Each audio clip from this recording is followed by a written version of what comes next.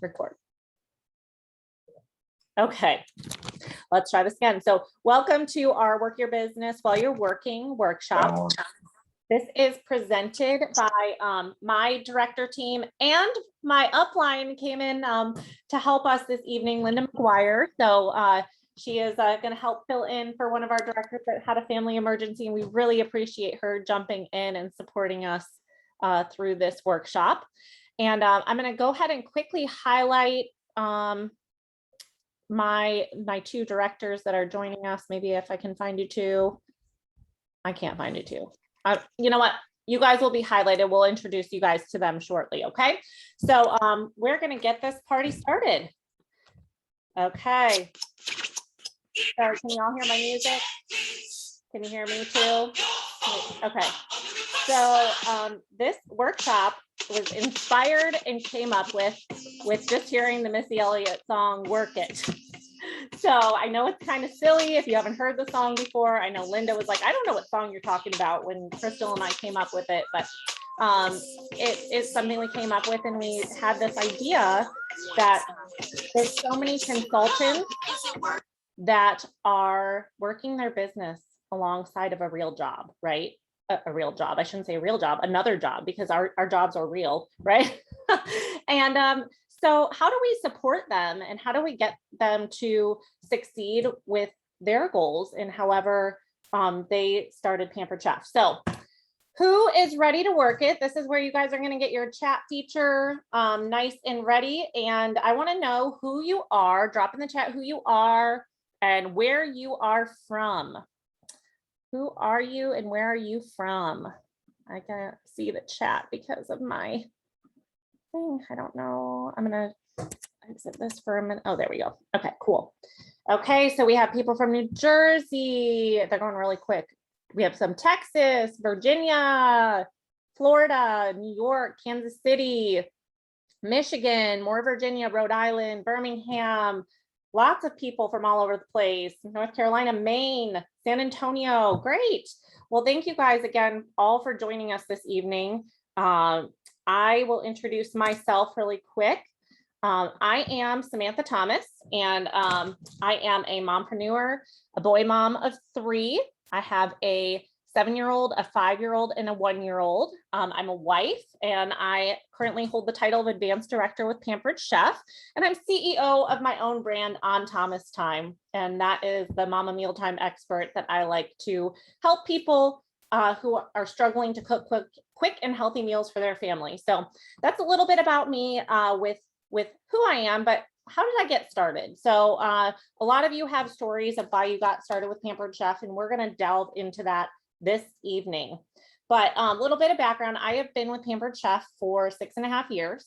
I promoted to director back in 2017. And I promoted to director. I like to give this background. When I was working a full-time job as a speech language pathologist in the schools, working PRN as a speech language pathologist in the hospitals, and I had a 3-year-old and a 1-year-old, and literally the day I promoted was the day we left on our 5-week road trip going cross country with my parents' 1997 pop-up camper. So I am sharing this because I know that a lot of you are directors. I know a lot of you are striving to just work your business alongside of a full-time job with kids and school and everything else you have going on. And I wanted to share that I have that background. I know where you're coming from. And so that's where a lot of these ideas have kind of come from. Okay. So let's get moving here. Okay. I'm going to have to give you guys a warning here really quick before we dive in.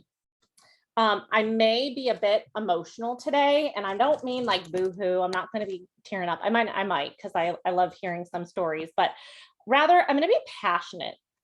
And as some of you may know, it is my role as a leader to train. Oh, you guys got it muted. Okay. So it is my job as a leader to train, coach, and mentor you all and my team members, and your directors' jobs are to do that same thing. And you really want to train them on how to make money and how to succeed in this business. And it can be challenging at times, but the rewards are that we see people succeed. We don't just do it for making money. We do it because we're changing their lives. And some of these people, even people who are on this call tonight, started with nothing. And with support, they've accomplished extraordinary things in their lives. On the other hand, in order to create these success stories, such as some of these people that have done this, I do, and we as leaders often have to deal with a lot of people who are not really committed, and ones that may not have the mindset yet of achieving success. And a lot of people, because of the choices they make, don't allow them to commit. And then they remain stuck. And no amount of mentorship or training will get them unstuck unless they start making different choices in their lives. So I want to first ask, let's drop in the chat, guys. How long have you all been with the business? When did you start Pampered Chef? Drop in the chat. How long have you been with the business? Okay, 6 years, 2.5 years, 19.5 years, 17.5 years. Oh, we have lots of people with years. Okay, 60 days. We have a 60-dayer. One year this month, 4 years or 4 months. Okay, cool. So you guys can see all these things. So I do want to say to the newbies here, if you guys can remember to mute, that'd be awesome. Thanks. To the people that have been with this business for less than 3 to 6 months, or for 3 to 6 months, I'm not really talking to you right now. I'm actually talking to the people who have been with Pampered Chef for a long time and who may have not made the choices to benefit themselves and their business in the past. And you guys know who you are, right? I'm sure that some of you are like, okay, yeah, she's talking to me. And I'm going to let you know, this is going to be a bit of a tough love webinar. This is going to be filled with really, really great content. And many of you may be hearing it for the first time.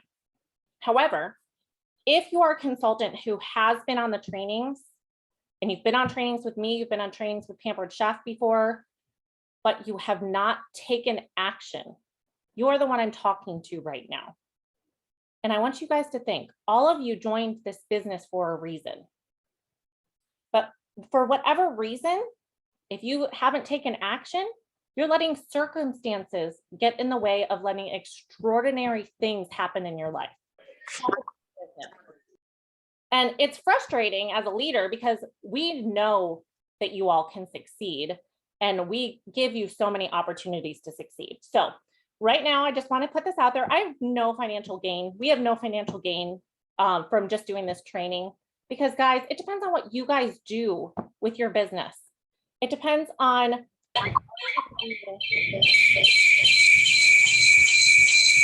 Well, thanks, guys.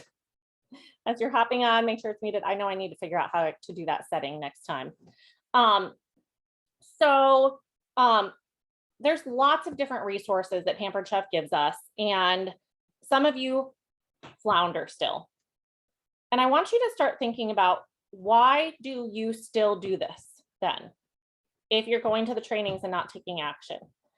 And there are a few people that will actually take something tonight and use it. And you guys are the reason that I keep doing this. And there's some of you that you may be thinking, oh, I am already not sure if I'm going to take action. And that's okay. If you don't think you're going to take action, I invite you, it's okay to hop off. I'm not going to make any judgments because you might not be in the right mindset to listen to this stuff yet. So again, if you are one of the people that I'm talking about that hasn't taken action, you need to start taking the next step. If there is something reasonable in your life that is not allowing you to take that next step, I want you to start becoming unreasonable. Because really, it's the unreasonable people that succeed in this business. It is making decisions that may feel like sacrifices upfront so you can invest in yourself. Because it is the people who invest in themselves who succeed. And I want to start by saying, guys, the fact that you committed tonight to this 3-hour training, I want to applaud all of you because you are already investing in yourself by taking this time tonight to listen. The time after this workshop to implement what you have heard. And if you don't do that, if you don't take the time to listen, if you don't take the time to be present, and you don't take action, then this will likely not work for you. And unfortunately, nothing will at that point. So that's my little soapbox, my little warning. We're going to be passionate. We're going to be honest. We're going to be open tonight. And we're going to provide tough love. But I really hope that it helps propel you and your teams forward, or you and your business forward. Okay. So a few expectations. If you haven't been on a workshop with me before, here are some of the things I expect for you to do. I expect for you to be committed. Okay, committed to yourself and your business in whatever capacity you choose. Okay, whatever capacity you choose. You have to be committed to investing in yourself and putting time into this business when you say you will. And you'll have people judging you guys. Your spouse and kids may already think that you're crazy for being on a 3-hour workshop on a Sunday night. I know sometimes mine does. And really, you probably have friends that are like, oh, that direct sales side hustle thing. But you have to overcome it and be committed. You will also need to be invested. You will need to invest time. You will need to invest some money in retreats and conference. You'll need to invest in your web tools, but that's the way it works. And I'm not saying, guys, that you're going to need to work your business at your other full-time job, or while you're putting your kids to bed, or every night during dinner time. I am saying that you need to push yourself outside of your comfort zone into a new limit. And I'm asking you to be unreasonable with me tonight. Can you guys get on being unreasonable with me? Put a wahoo in the chat if you think you can be unreasonable with me tonight, just for one night. See what it looks like.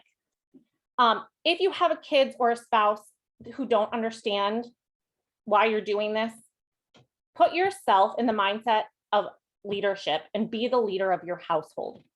Because ultimately, guys, you are doing this for them.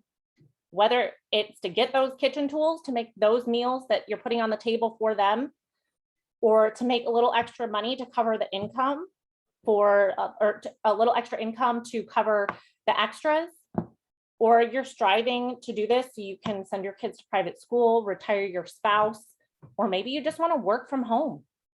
It's not about you. It's not for you. It's for them. So if you are the type who is worried about upsetting your significant other, upset them for a bit. If your kids get mad at you because you aren't always putting them to bed or bringing them to school, let them be mad sometimes. You may need to put yourself outside the boundaries, or you may need to put boundaries in your place, in place, so your spouse and kids know when you have Pampered Chef work time. You have boundaries for your other full-time job, right? Your kids can't come and like come to work with you every day. If they can, that's kind of cool, but you have boundaries for that. So you may need to invest a little bit of in that, in starting that mindset within your own household. Am I making sense? Drop a 1 in the chat if I'm making sense, guys. If I am not, I again ask you to reflect on why you are dedicating your time tonight to learn how to work this business and why you're working your business. And if I'm not making sense, I want you to think, what do I want to get out of this? And if you don't know, or you are not able to commit or invest in yourself, again, this may not be for you. So I am here tonight to talk to the busy moms and dads, the grandmas and grandpas, the aunts and uncles, the teachers, the nurses, the police officers, the civil workers, the secretaries, whatever you do. I'm here to talk to you and those who also want to experience the success of an entrepreneur. Whether that is small scale, where you just want 2 parties a month so you can get that free product or keep your discount, or you want this to be a real income. I am here to talk to the winners. And our last expectation, guys, is to be present. Okay. I ask that if you have the video capability, that you have your camera on. Turn it off if you're going to the bathroom, though. We've all seen those Zoom videos, right? Yep. No, we don't need to see that.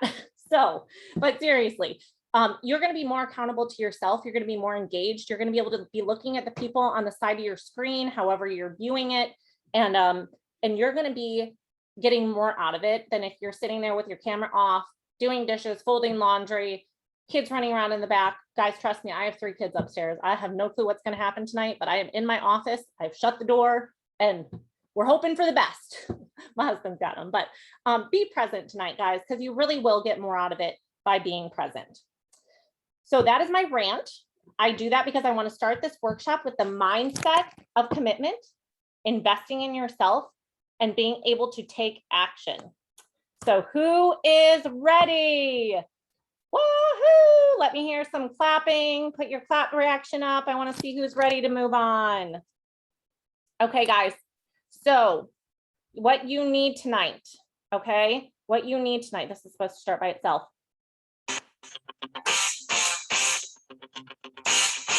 Okay, we'll play that in a minute. You're going to need a space without distractions if you can find one, okay? You're going to need a notebook or an electronic note taker. You're going to need your calendar, either a paper one or an electronic one.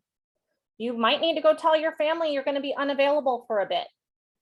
And then you're going to need a workshop packet, which I'm going to drop in the chat here momentarily, okay? It's a copy of a Google document. If you don't have Google Docs, you can download as a Word document, but you're going to be using that.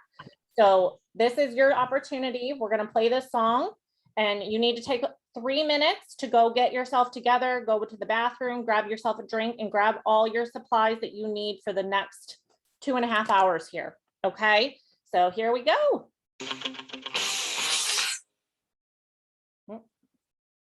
Maybe. Oh, man. Stop share. Okay.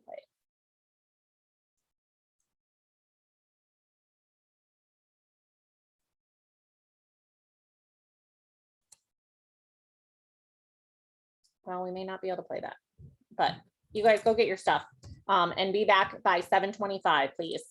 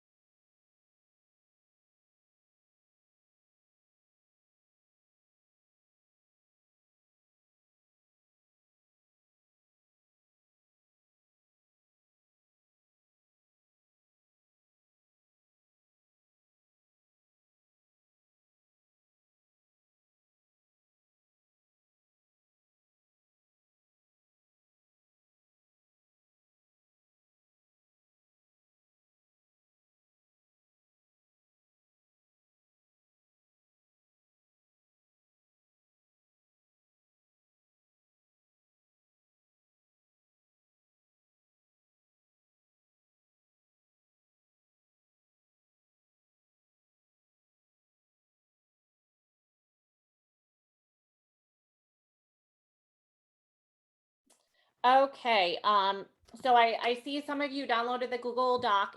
If you need editing access, you're actually going to go to File, Make a Copy. Okay, File, Make a Copy. And that is how you are going to open that up to be able to type into it yourself and save it to your own computer without impacting everybody else's. Okay, did everybody get that? And if you didn't, if you can't get into the document for whatever reason, I'm going to be showing it on the screen so you can always, do old school handwriting, writing your questions in the notebook. Okay, and we can get that to you afterward. Okay. Cool. So as we're about to get started here again, I remind you guys, if you guys can stay on mute, that would be great. If you're able to turn your camera on, we love to see your face. We want you guys to be engaged, and we are going to get started with the real content. Sorry, guys, I'm really struggling with my computer today. Okay, here we go. Oh, wrong thing. Wrong share. I need to present myself. Okay, there we go. Okay, thumbs up. Can you all see my screen? Yep. Okay, so we're going to start this evening with reflecting. Okay, we're going to start this evening with reflecting on why did you start Pampered Chef? Okay. Oh, actually, I was supposed to do my agenda. We skipped that slide. Oh, well, we have an agenda for tonight, guys, but we're getting ready to rumble. So I want us to talk about why did you start Pampered Chef? Okay. So if somebody can copy and paste the Google link again, that would be awesome for the Google Docs in the chat. Thank you. So you're going to go ahead and open up your workshop packet, and we're going to talk about why did you start Pampered Chef, and have you gotten what you started for? And we're going to reflect on these things, because if you don't know where you're going, you'll end up somewhere else. And you need to know where you want to go from where you started. Okay. Does that make sense? Drop me a 2 in the chat if that makes sense. And I love Yogi Berra. Okay, cool. So we're going to do this first part of this activity together. And remember to mute yourself if you can, guys. I know that sometimes you're jumping in and it's probably showing it there. So, okay, so cool. You guys will have your roadmap to results, work your business while you're working workshop packet. And we're going to kind of do this first part together. You guys can type into place, but I want you guys to think about, we're going to list all the reasons, drop in the chat or come off mute at this point to become a Pampered Chef consultant. Not your reason only, but all the reasons someone might become a Pampered Chef consultant. Products. Extra income, work for yourself, extra cash. Income. Social interaction. Social interaction. I see fun. Learn to cook. Personal growth, which grow confidence is there too, guys. Yep.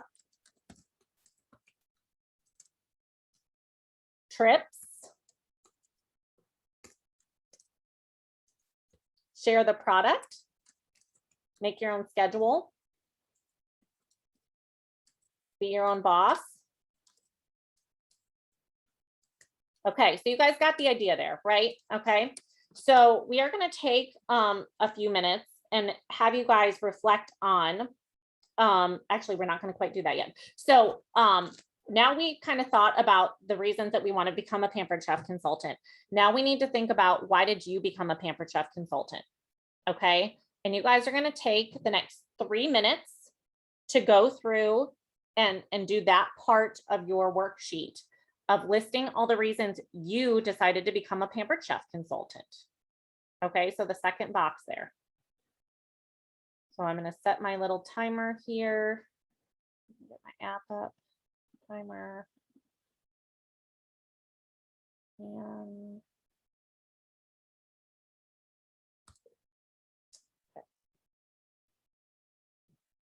so if you guys are just hopping on, you're going to take a moment to get that workshop packet up, and you're going to think about all the reasons that you became a Pampered Chef consultant.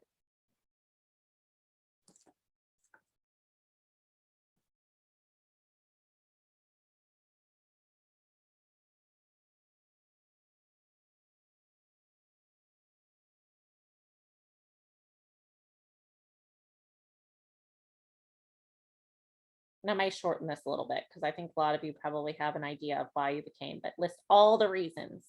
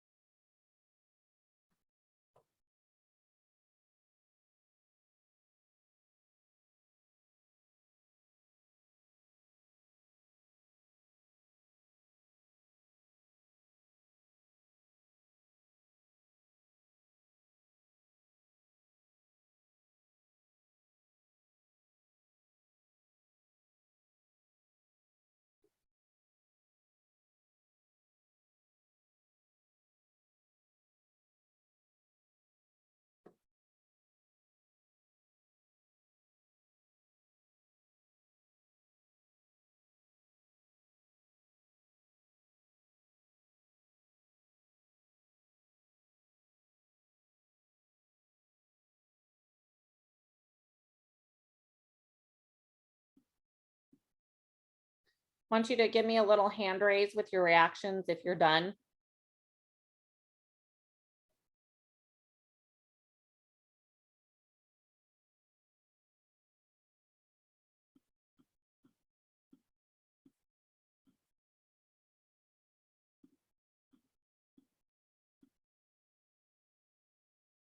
Perfect. Drop in the chat if you're done too. That works for me.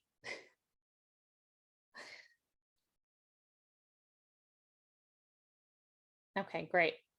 So it looks like many of you are finishing up that part. If you didn't get to finish that activity, you can always go back and reflect on it a little bit more later. We're going to have a little bit more time to do that. But we are going to move into oh, if somebody's off mute, please put yourself on mute. Okay. And sorry guys. We're going to go ahead and go back to the slide here. Okay, so now we are going to talk about where we're going. Okay, and where we're going requires a goal, right, guys? We're business owners. Y'all have written a goal before. I'm sure your leaders have talked to you about a goal before, but today we're going to talk about a scary goal, not a SMART goal. Okay, and why not a SMART goal? Well, guys, 92% of people that set a SMART goal don't achieve it. And then of the people that do achieve it, the 8% that do, only 60% are happy with their result. And there's a lot of research out there right now, psychological research, that is showing that SMART goals are not effective for people to stay motivated and to take action on and actually achieve their goals. So we are actually going to change our mindset a little bit tonight and talk about a scary goal. And guys, I don't mean BHAG, like big, hairy, audacious goal, okay? But I mean scary goal. And here's what scary means, okay? The first part of scary is S, simple. KISS, guys, keep it super simple. Can you state what you want from your business in a sentence? If you cannot, you have overcomplicated things. You need to be able to state it in a sentence. And that's a lot of times SMART goals get to be these long, huge things that you can't even say out loud. And then people don't even know what they're doing anymore. So you want to keep it super simple. Challenging is the C. What does this mean? A lot of people get confused because they think the next level in your business is something different than what it actually is. Okay, and it's usually that the next level is for somebody else, that you're trying to make your goal for somebody else. They try to align it with what others think or what they think others want to hear or what the organization is telling them to do. Has anybody made their next goal the next level of your goal, something that you thought that maybe your upline wanted to hear, or just what you thought was the next progression in the business? I know I have. Many of you may have felt like promoting to XYZ is the next level. So that's what I have to do for this business. And here's the deal. It doesn't matter what I think. It doesn't matter what your director thinks or anyone thinks. It matters what you think. And it matters what will push you to the next level to achieve your purpose in this business. How does it stretch you individually, personally, professionally? And what is that next step for you? Okay, so it needs to be challenging and it needs to push you to the next level for you. The next part is A. A is accessible. Is what we are doing actually pushing us towards our target? Is it actually pushing you where you want to go? And we need to know our goal is accessible, and we have to have a 3-step process for this. You need to be able to track, evaluate, and adjust.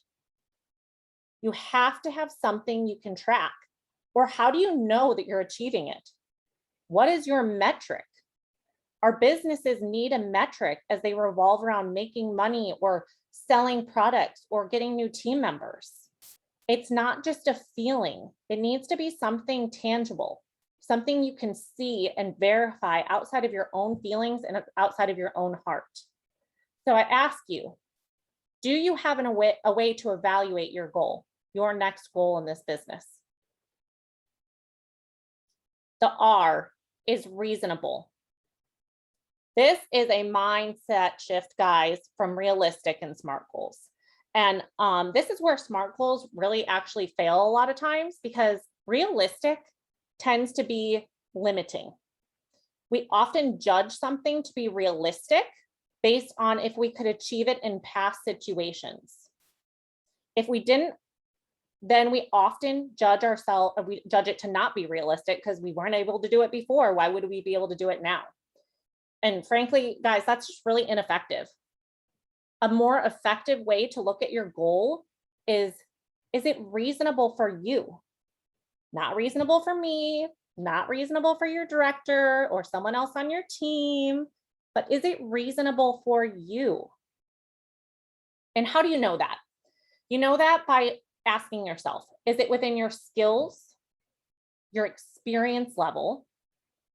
And if not, do you have the resources to make it reasonable? If your goal is you want to make $1,000 a month in your business, or you want to be a 6-figure earner, awesome. Let's talk about that. And think about, where have you been and have you ever done this in the past?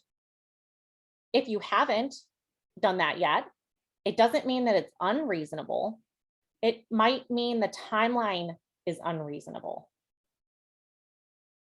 You might be putting undue pressure and stress on yourself, which, guys, when you guys have stress and pressure on you, what usually happens? You stop, you shut down, and you don't propel yourself forward. So it's not going to propel you closer to your goal. And this is where your leaders and mentors in this business come into play. Okay. And they may be asking you, is it reasonable for you to make $1,000 in a month or hit 6 figures in your next 30 days?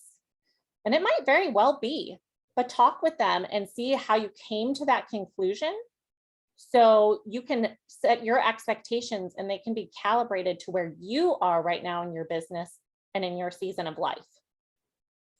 The point is, you need to keep it in the context of where you are now or the next level you are growing into.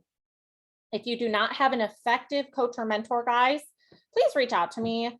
I have some resources that you can find mentors and coaches outside of your immediate team, outside of your upline. And I know there's plenty of people on here this evening who have had people uplines who are not supportive and that maybe they have not gotten the coaching and mentorship for, who can also provide suggestions on that.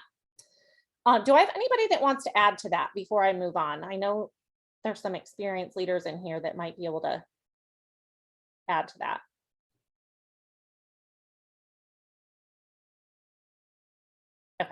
No, that's okay. You can drop in the chat if you want to. And then um, the final part of your scary goal is why. And this last part of the scary goal is really the most exciting, guys. And honestly, where most SMART goals end up falling apart. And this is going to be the game changer to your goal setting. Your goal has to be yours. It has to belong to you, and you have to own it. Why is this important? Because when you say, I want to become an executive director, I want to retire my spouse, I want to make some extra income from private school or to get my nails done every month. Awesome. That might meet everything above. It might be simple, it might be challenging, it might be accessible, but is it really yours? And in general, some of those statements are fluffy. And saying something like, I want to be an executive director, I want to retire my spouse, or I want to pay for my kids' private school.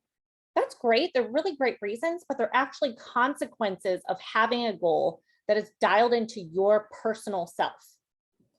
It has to be a must for you, not a want, not a kind of nice, not a need. It has to be an absolute must. And you need to own it. You're going to find this next step of the workshop is probably going to be one of the most challenging for you. You might get frustrated with yourself and your leaders. And guys, that's natural. But it also may be an indication that you guys are in an area of self-judgment. And it might indicate that you need to do some deeper work as to why you're doing this business. And sometimes, again, doing this deeper work can be challenging and scary. Thus, it's called a scary goal, right? So I want you to be scared. I want you to be uncomfortable. I want you to go to a place where you're like, holy crap, I'm really investing in myself. This means a lot to me. And you guys might be thinking, me. You might be thinking, am I being selfish here?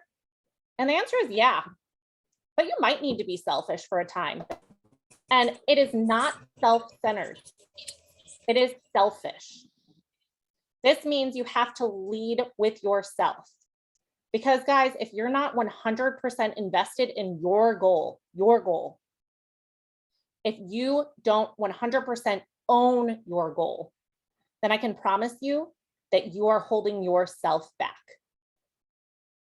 Anything less than 100% is going to be like a gigantic boulder tied to your ankle as you're running this marathon of life. As you're running a marathon of working a business alongside of everything else you have going on.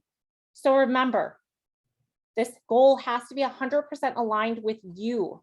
It has to be something deeply personal to you. Just simply saying, I want to do a few parties a month and I want to see where it takes me, or I want to retire my spouse, it's not enough.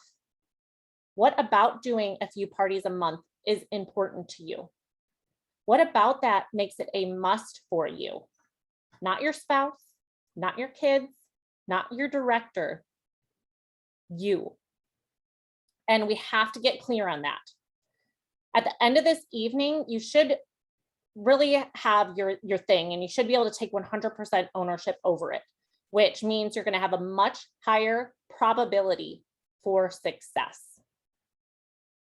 Now, we're going to talk about how you set your scary goal. And we're going to do a little more of a deeper dive into what your purpose with Pampered Chef is.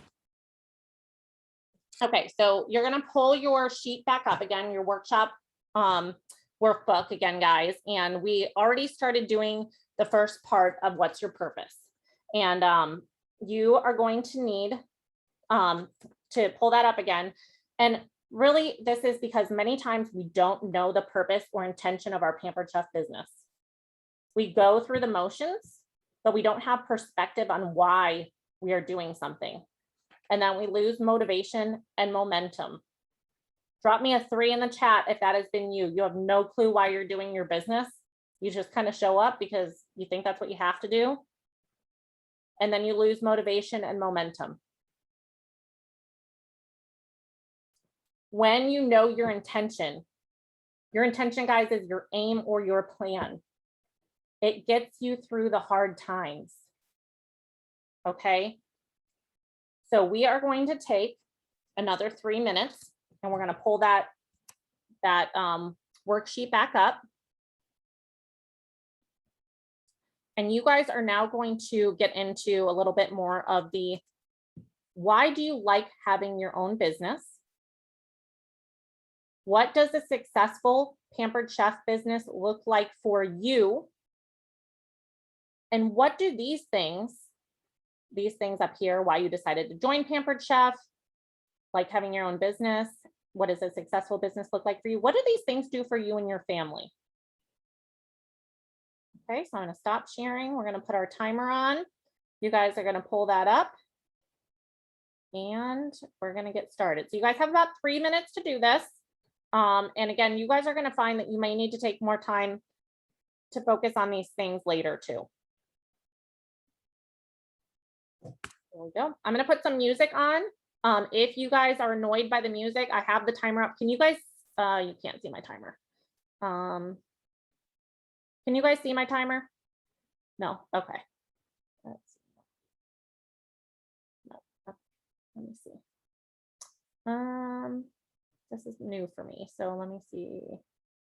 Well, you guys have 3 minutes, so come back at 7:50. 7:50. If you need to mute yourself because the music's annoying, that's fine, but I'll put some music on.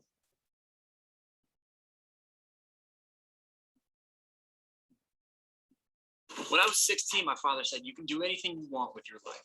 You just have to be willing to work hard to get it. That's when I decided when I die, I want to be remembered for the life I lived, not the money I made. On a younger year, when all our shadows disappeared, the animals inside came out to play. Went face to face with all our fears, learned our lessons through the tears, made memories we knew would never fade. One day my father, he told me, son, don't let it slip away. He took me in his arms, I heard him say, when you get older, your wild heart will live for younger days. Think of me if ever you're afraid. He said one day you'll leave this world behind, so live a life you will remember.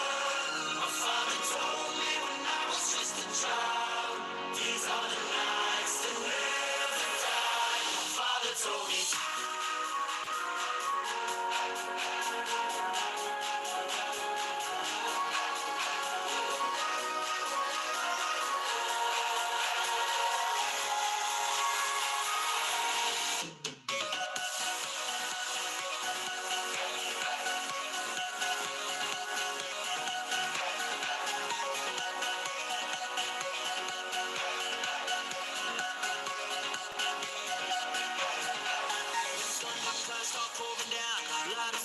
Can't put out, carve your name into those shining stars. He said go venture far beyond the shores, don't forsake this life of yours. I'll guide you home no matter where you are. One day my father, he told me, son, don't let it slip away. When I was just a kid, I heard him say, when you get older, your wild heart will live for younger days. Think of me if ever you're afraid. He said one day you'll leave this world behind, so live a life you will remember. My father told me when I was just a child, these are the nights that never die. My father told me.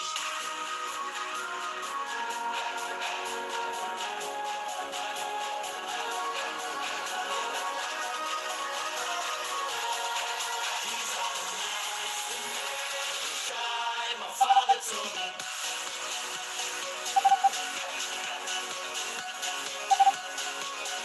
Okay, guys, that's my timer. And I gotta figure out how to stop. Sorry. Okay, we're coming back now. Make sure you guys are on mute. Reminders, if you guys can turn your cameras on and engage with us, we want to see your awesome faces. We understand sometimes you can't, sometimes technology doesn't work. And some of you might be in the bathroom, so don't turn your camera on there. But okay, guys. Okay, so I want us to kind of take a moment now. We're going to kind of go straight into another reflection moment because this is going to be really important to creating our big scary goal. Okay, so we're going to move on to the next part of our workshop packet.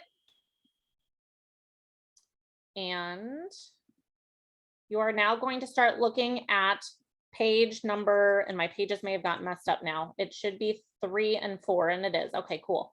And the title is Where Are You Now? Self-reflection.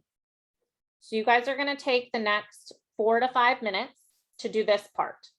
You're going to review what are the typical daily actions you take for your business. If you guys are not taking daily actions right now, that's okay. I know there were quite a few people in the survey that only work their business like 5 hours a week, maybe 10 hours a week. So if you're not someone doing daily actions, think about what you're doing weekly. And if you aren't doing weekly stuff, you guys may have to go to monthly. Okay. What are you doing right now to move your Pampered Chef business forward?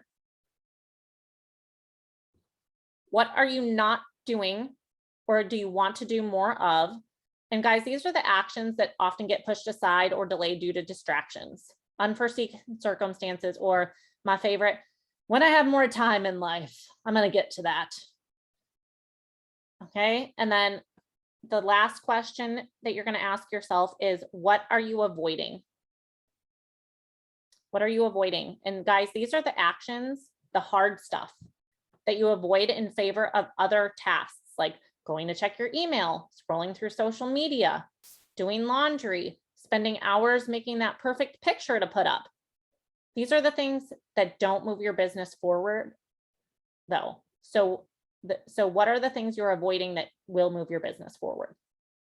Okay, I'm going to set that timer. We're going to come back at, we'll do 7:55. We will come back. We may do 7:56 to give you guys a little bit more time because this might take a little bit of reflecting, okay? Again, I'm going to put some music on. If it distracts you, go ahead and turn yourself off and come back at 7:56. We'll give you guys because I'm still talking here.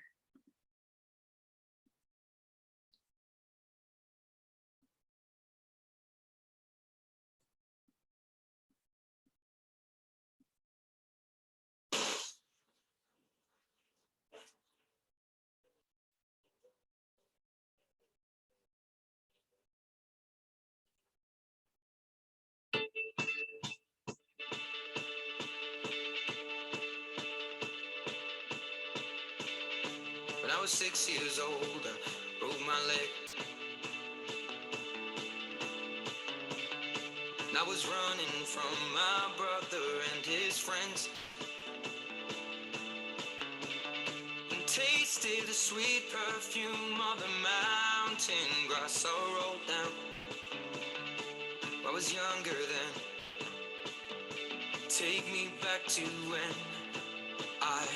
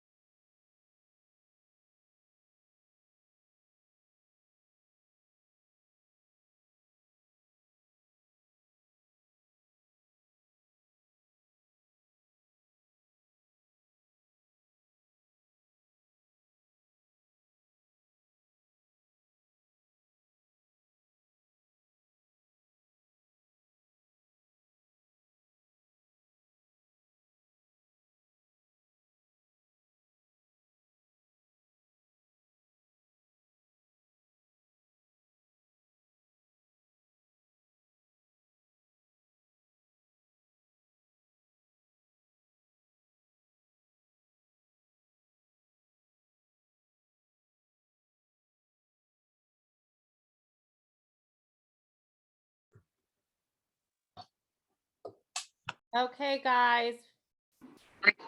I'm sure you didn't get to everything and you're probably trying to write frantically and you're like, wait, I'm not done with this part yet. And if you aren't done with this part yet, you need to make sure you take the time to go back and do this part, because if you don't, you're not being real with yourself. And if you're not real with yourself, then you're never going to be able to overcome what's holding you back. Okay, so it's time to start being real and honest with yourself to do this. So I'm going to start asking you guys, we're going to share here, and I would love for you guys to drop in the chat.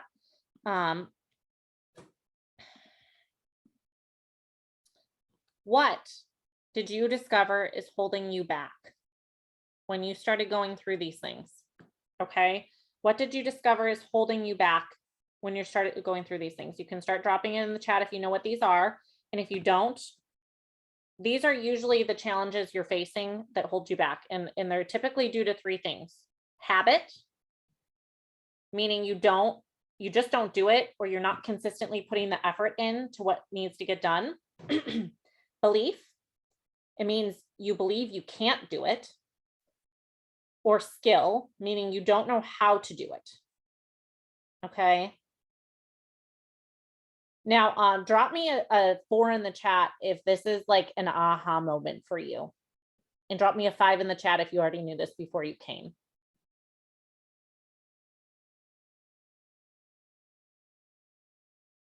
Okay. And I get that a lot of people already know what this stuff is, right? You already know what's holding you back. And now you're trying to figure out a way, how do I get over that? And we're hoping these systems tonight, coming up with this target and what we share with you as we continue on, are going to help you move forward. Okay, so who's ready for some target practice and coming up with that scary goal? I am. I'm so excited for this part. Okay, guys. How many of you come in each month saying, I don't really have a goal, I will just see what happens? Let's drop a 7 in the chat if that's you. Okay. You can.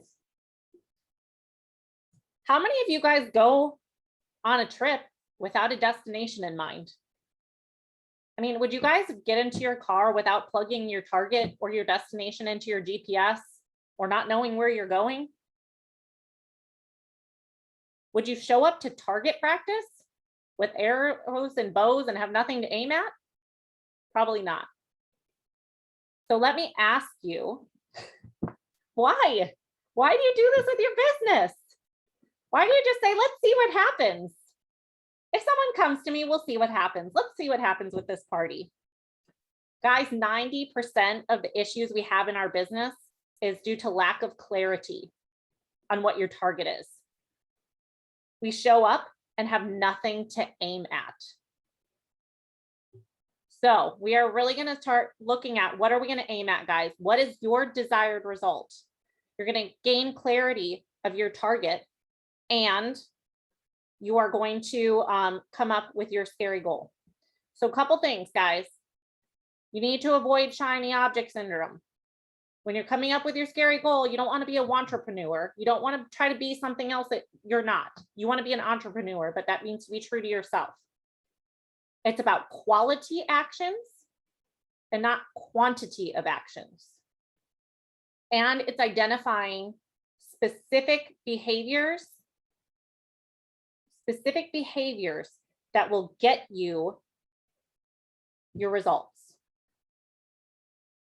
So let's talk about this, guys. What is your one thing for October and November? What is your, and this isn't for selling. I forgot to change the head of the slide. What is your one thing? What do you want to do? Do you want to have parties? Do you want to have freezer meals? Do you want to have fundraisers? Do you want to socially sell? What is your one thing? Do you want to get new team members? Do you just want to have a party this month because you haven't had one in forever? Okay, you guys don't have to share that right now, but that's where you need to start. You need to start at what's your one thing, and we're going to connect it back to that scary goal. So we're going to do this by identifying the 4 T's: target, tasks, tactics, and time. Target is going to be your goal. That's going to be your scary headline goal. and you have to identify what your result is, okay? Your tasks are going to be the big action items that need to be done to hit the target. So it might mean that you need to hold parties or create an outline or a plan or invite people to hold a party or join an event or to share the business with somebody or to even just reach out to a customer and see how they're doing with their products. Okay, those are your tasks. Your smaller items are what are going to be tactics, and tactics fall under the tasks. And you guys will understand this momentarily once we open up our workshop packet. And these are going to be the things that you need to do in order to hold a party. So in order to hold a party, you need to decide, okay, what's the wording I'm going to use to ask? Who am I going to ask? Okay, what do I need to do to invite? What do I need to do to host coach? I need to have a host coaching system. I need to have a way to type it out. Like, what are each of those things you need to do to host coach? Okay, and those are just examples of booking parties. But if you're recruiting, you know, what do you need to do in order to ask somebody to join the business? You need to craft a message. You need to find somebody. You need to take that time to be able to sit down to have that conversation. And then finally, time. Time is essential, guys, and we all have the same time. We all have the same 24 hours in a day. It's how we choose to use it. And Melissa's going to go through a great presentation a little bit later here on time, and really planning your time. But you need to have an idea of how much time each of these tasks and tactics is going to take you and how often you need to do it. And if you don't know how much time, then a lot of times you don't allow yourself enough time to get what you need to done in your business. Okay, guys, so we are in our next part of implementation time. You guys are going to go to page 5 of your workshop packet, and I will share my screen here. And you guys will, let me go back. Sorry, guys. Share screen. Escape. Okay. Not sure. Oh, goodness. Okay, there we go.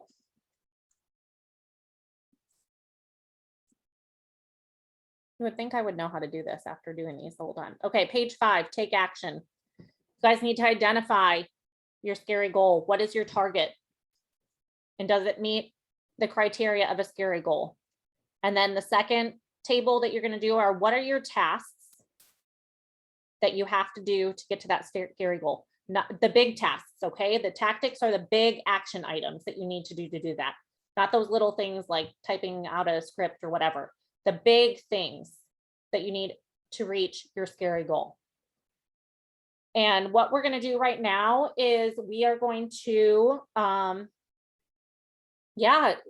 okay. So if some people want to in the chat, if you already know what your scary goal is, share it in the chat and put it in there. And maybe we can start, you know, brainstorming some tasks that you guys are putting for your scary goals. That way, if people are kind of floundering here, you get some ideas.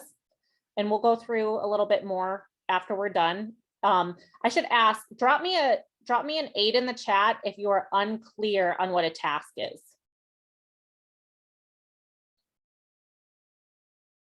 Drop me an 8 in the chat if you are unclear. Okay. Okay. Okay, so I'm hearing some people saying they want to restart their business, they want to re-promote or maintain their directorship. Okay, so guys, I'm hearing those things, but what does it mean to maintain your directorship? What does it mean to get consistent sales each month? What is consistent sales to you? Remember, we need to be able to track that. Okay. Maintain your directorship, promote to director. What does that mean? And is that something that you can do in the next 30 days? And if it is, cool, that's awesome. Put that down, but you need to really specify, what does maintaining a directorship mean? It means that you need to have $5,000 a month as a team. You need to have team members under you. You need to, so yeah. So that's what you need to identify there. And then Rex, what tasks, what are the big things you need to do in order to get that $5,000? You need to have bookings or a way to sell product, right? Okay. Cool. So you guys have this going here. So I am actually going to give us till 8:15 to do this. This is also a time for you to work on this and grab a little break if you need to, grab some water. And we will come back at 8:15. Okay.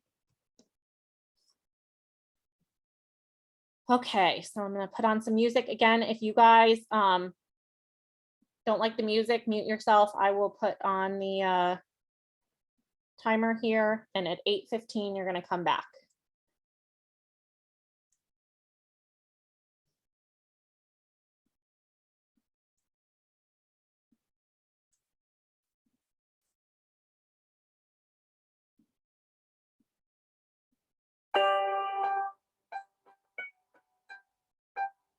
Like a small boat on the ocean.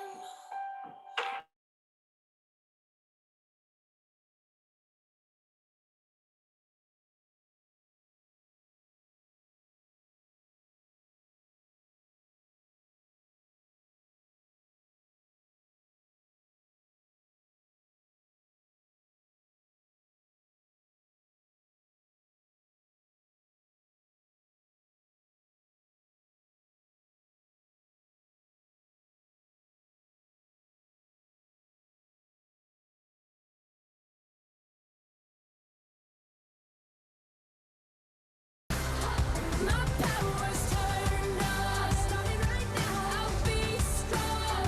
I'll play my fight song. And I don't really care if nobody else believes. 'Cause I've still got a lot of fight left in me. Losing friends and I'm chasing sleep. Everybody's worried about me. In too deep. I say I'm in too deep. And it's been 2 years, I miss my home. But there's a fire burning in my bones. Still believe, yeah, I still believe. And all those things I didn't say, wrecking balls inside my brain. I will scream, I'm loud tonight. Can you hear my voice this time? This is my fight song. Take back my life song. Prove I'm alright song. My power's turned on. Starting right now, I'll be strong. I'll play my fight song. And I don't really care if nobody else believes. 'Cause I've still got a lot of fight left in me. A lot of fight left in me.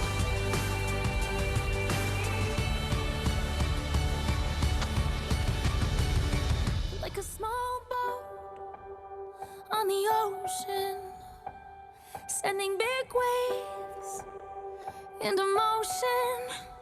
Like how a single word can make a heart open. I might only have one match, but I can make an explosion. This is my fight song. Take back my life song. Prove I'm alright song. My power's turned on. Starting right now, I'll be strong. I'll play my fight song. And I don't really care if nobody else believes. 'Cause I've still got a lot of fight left in me. No, I've still got a lot of fight left in me.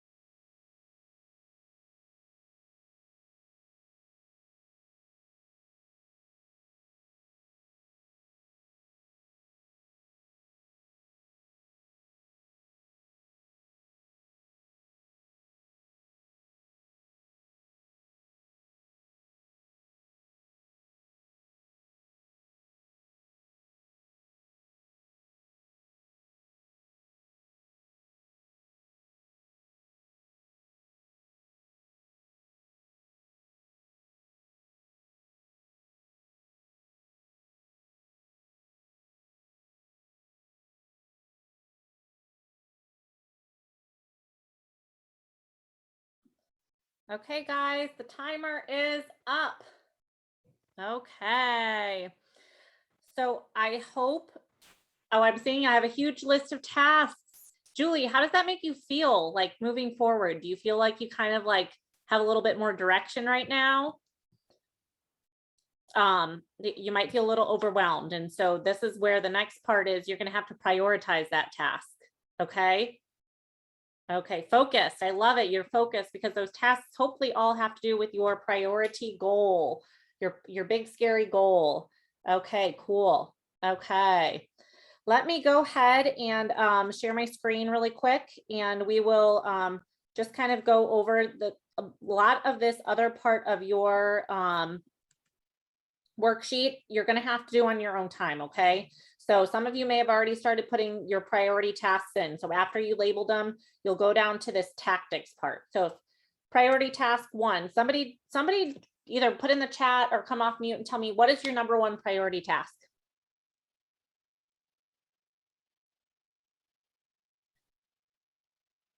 Get parties booked. Okay, love it. Get parties booked. So what do you guys need to do in order to get parties booked? I love it. 12 to 15 parties a month. Okay, however many parties you have in there, what do you need to do to get parties booked? You need to make contacts. You need to reach out to past hosts to get parties booked, right? Those are tasks that you have to do that. Build relationships, follow-ups. Okay, so if your priority task 1 is to book parties, what do you need to do to book parties? You need to do what? You need to, anybody? Ask, reach out, make contacts. So that's got to be one of your tactics. Okay, you have to put that down. In order to book parties, you need to ask. You might need to even break that tactic down further, that if you're somebody that's like, I don't know how to ask, I don't have the words to ask, I'm not good at that, you might need to take some time coming up with your own words. Okay, and that might be even another tactic under there. So as you guys are going through this, when you have, okay, number 1 thing I have to do is book parties. Okay, everything you need to do in order to book a party, and start going through that list. And those are your tactics for that. So let's go on. Okay, so hopefully that helped, and you guys will be able to kind of be a little more focused on your priority goal and what you need to do every time you sit down to work. But now is the fun part, and Melissa Lane is up, and I'm gonna showcase her here. And she is one of the directors on the Thomas Organization Director team, and she is our planning queen, guys. So if you are not good at planning, if that is something you struggle with, you need to be honed in, focused, turn on that camera now, because Melissa is the person you want to hear from. So Melissa, you want to introduce yourself first? Sure. As she said, my name is Melissa Lane. I am in Georgia here, middle Georgia. Let's see. I started Pamper Chef about 18 months ago now. So this is still, somewhat new for me, but I'm absolutely loving it and plan to continue this until I'm old and gray, which may be sooner than I would like. I've been married for 17 years. I have 2 children of my own. They're 12 and 14. I have a very active daughter who is a competition cheerleader. She's a football cheerleader, into gymnastics. We are constantly on the go. My son is into gaming and robots, and he wants to be a coder one day. So we're constantly doing things with him with that. I own my own business. I work from home, but I'm a child care provider from 6 a.m. to 6 p.m. 5 days a week. I have 12 little ones that come in here. So I'm working 50 to 60 hours a week alongside my Pepper Chef business. I am a director here, and one of the things that I absolutely have to have every single day is my coffee and my me time, because if I don't get my me time, nobody else is going to get the very best of me as well. So I would love to hear, just drop it in the chat. What are some of the things that you guys have to have every single day? What's a priority for you in your life? I can't see the chat. Oh yes, me time, I saw coffee come through. So I have some kindred spirits out there. I love that. So One of the things that is really important when you are working a business alongside another job is making sure you plan. Because without a plan, you don't know what you're doing or where you're going or what needs to be done. I mean, so you sit down and you're like, okay, I have 15 minutes now, but you don't know what it is you need to do. Are you letting your calendar rule you in your schedule and these things that pop up, or are you taking control of that calendar? Are you prioritizing what you need to do? So I really, really love that. You can go ahead. One thing that planning and organizing for you guys is going to do is going to make sure that you are proactive versus reactive. So make sure that we're listening to these 5 R's that will help you get into your planning mindset. We're the first of the month now. This is the perfect opportunity for us to sit down with those goals that you just listed and set a plan in motion. The first R in your planning mindset is going to be your reality. Your reality is not like my reality. Like I said, I have 12 kids here. Some of you may be going to a full-time job where you are, having to commute back and forth. You're working 8 to 5 every day. Our realities are different. Some of you may have, 4 kids. Some of you may have no kids. Some of you may be grandparents. Some of you may be raising, your grandkids, or you may be traveling, or, our realities are just so different. Our lives are going to be different. And so what you have going on isn't what I have going on. Our realities every day. We're going to have our jobs, our kids, their activities, the appointments that you need to book. You're going to need to set aside time every single week, day if possible, but I know that that's not necessarily possible every single day, depending on what your reality looks like. But we want to work our business. You need to make sure that you have realistic goals. Because I will tell you, when I first started this, I was like, I'm going to sit down at 7 p.m. every single night, and I'm going to reach out to contacts for 2 hours every single day, checking on my parties. But that's not realistic. It's not going to happen, especially if I'm picking up my daughter from gymnastics at 8:30. I was interrupted. I have to go and get her first. So I had to sit down and make sure that what I was doing was realistic and something that I could continue to do.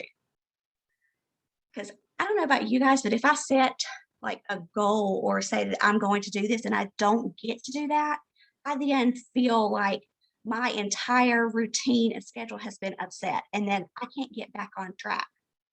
So make sure that when you're planning, you are realistic and you're looking at your reality. It can't be my reality, it can't be your upline's reality. It's got to be based on what you go through every single day. Now, another thing, make sure that you're not using like your time limits, because I saw that with several of you guys have. Time is an issue. It's a big factor with your business, but make sure you're not using it as an excuse not to work your business, because I promise we can find time. The next thing that you're going to want to focus on, your second R, is going to be your routine. What this is you're going to look at what your reality is, and you're going to set up a routine that you can realistically stick with. This is going to be like a to-do checklist for some people. For me, I personally love time blocks, but I know that word freaks some people out. They're like, oh gosh, no, if I don't sit, this specific time, then they're derailed. So start with a daily checklist or a weekly checklist of things that you want to do. Like we were talking about, I think Sam said earlier, don't start with this big goal that seems unachievable. Break it down. If a daily checklist is where you need to start, then that's what you do. Let's see. We want to batch your tasks when you're doing routines. Like if you set theme days, say social media Sunday, maybe you sit down on that day and you plan out all of your social posts. Maybe you have team meeting Mondays where you, schedule that time with your team so that you guys can sit down and go over what the monthly specials are or get in your trainings. Follow up Fridays. Whatever's going to work for you, that's what you need to do. And I know that for me, if I have a theme or a task assigned for that day and I do it each week, I know what's coming. I know what I need to do and I know what I need to plan for. It's a great way to keep your days and weeks organized. Your third task is going to be repetition, setting up systems so that you know what to do and when to do it. Some systems are going to be like your host coaching or your power hours. Those are great systems that you can implement. We'll probably have more systems. We'll discuss that more later on in the training. But these systems help you work smarter, not harder. They'll also save you time because you're not having to worry about what you need to do because you'll already have that plan in place. Your fourth R, resources. This is huge with Pampered Chef. I don't know about you guys, but there are tons of resources out there that you can find if you need them. Reach out to your upline. But there's no sense in us spending time recreating something that is already out there for us. That's a great, tool in your arsenal when you are organizing your business and planning everything out. Your fifth R is going to be reschedule your tasks as needed. Now, life happens. It truly does. We have a plan, we have a goal in mind. Like, okay, say we're going to sit down for half an hour after dinner, but you get that phone call that your mother-in-law just fell and you've got to go, rush over there and take her to the hospital. Or your kid needs extra help with his homework assignment. Life happens. Don't not do your tasks when that happens, just reschedule them. There will be tasks and things that are going to be non-negotiable. You're going to want to make sure that you get to those. Okay, go ahead and go to the next slide. Real quick. Okay. I hope you all have your calendars. I want you to get those out. Hold on. Okay. I want to be able to see everybody. Can I do that here? Yes, okay. I need to be able to see faces when I'm talking to you guys. Okay, so grab your calendars and we're actually going to walk through some of this planning and implementation. Because it is great to have a plan, but you've got to put all this stuff into motion. You've got to actually write it down. I don't know about you guys, but for me, if I can write it and see it and cross it off, I actually feel like I've accomplished something. And that makes me more motivated to continue to do those things. How many of you are like that? That being able to see it, you're more likely to do it.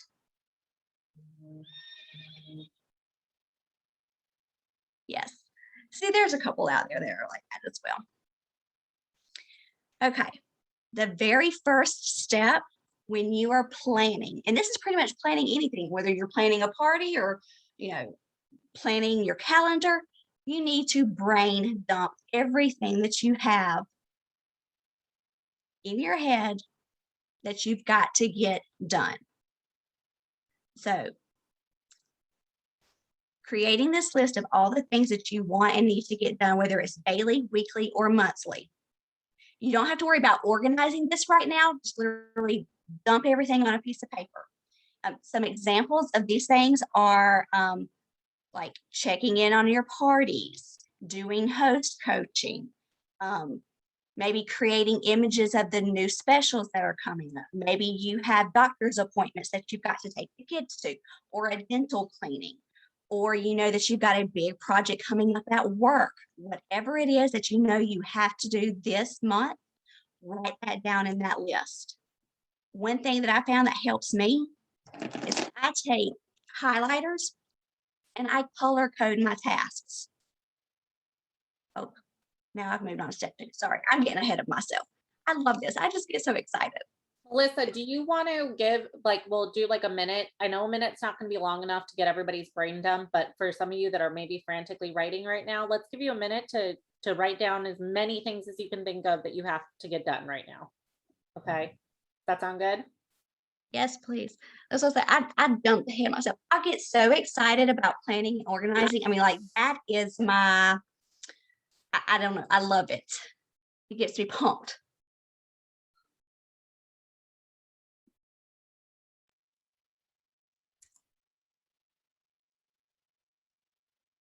This is literally, I mean, everything that you can think of you will need to do this month. If it's clothes shopping for a special event, all of the stuff that you'll want to, kind of plan. This is your to-do list. I said, and this is going to be kind of what shapes your reality and why it's so different from what my reality is going to be.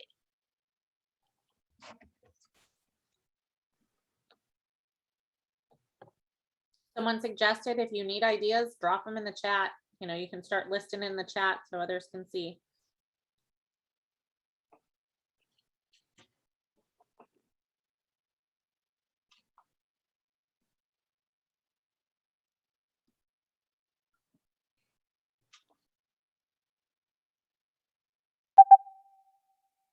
Okay, there's the timer.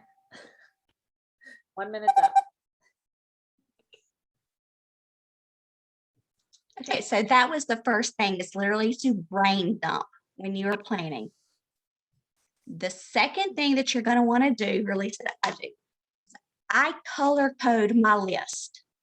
I have a separate color for family, one for work, one for my Pampered Chef business. You can have something, if you have personal things that are, say, going on, I'm like, we may have a trick or treat, thing going on. Color code that. Just highlight down your list, or if you don't have highlighters, you can put like a 1 next to everything that is work related, or a 2 next to everything that is, for your kids' activities or things that are coming up. This is where you're going to start organizing your checklist. When you have it color coded, the next thing that you're going to do in that is prioritize what your top 3 commitments are in each of those categories. These are going to be those non-negotiable things that you cannot put off, you cannot change, or you shouldn't change if it impacts your business or your daily activities.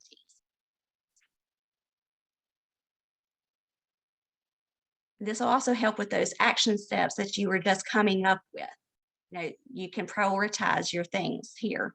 You'll know what you need to do. Oh, sorry. I saw someone say something about some colorful pens. I need to check it out. That's another obsession. Office products. I love this. I mean, and Melissa, like, you're a paper kind of person, and I used to be, and I've transitioned to Google Calendar, but Google Calendar, and I'm sure like iPhone and Calendly and whatever else, also has the option to change like the color of the event or task that you have. Oh, look, Alicia's showing hers. Yep, perfect. And so that's another way you guys can use electronics to color code and implement what Melissa's saying right here within another system.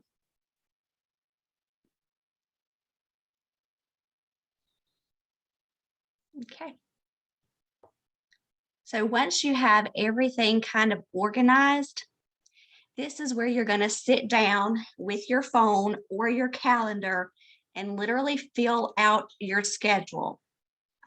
Highlight your color-coded checklist and make sure that you are noting anything that is of importance that cannot be changed. I'm going to give you a couple tips when you're planning. Consider what your personality is. I am one of those people who am most productive first thing in the morning. My power hour is from 4:30 a.m. to 5:30 a.m. in the morning. I mean, that's like insane for some people. They're like, what are you doing, crazy woman? But for me, that's what works. So if you find you're more productive in the morning and may should get up a half an hour earlier to work a few things, then maybe you should do that. Make sure you're not using time as an excuse. It can be a reason, but not an excuse. But then there are some people who really can get a lot accomplished in the evenings. So set aside your time then. I'm hesitant to use the word block of time. Like I said, since I do know that that scares some people off, they feel committed and that freaks them out. But we're here to work our business. So commitment's not a bad thing. So make sure you are blocking off time to work your business. And when you're doing these, remember those 5 R's that I was telling you about. Your reality, what your routine is, things that you can repeat and use your resources, because those are going to save you time in the long run. And then reschedule as you need.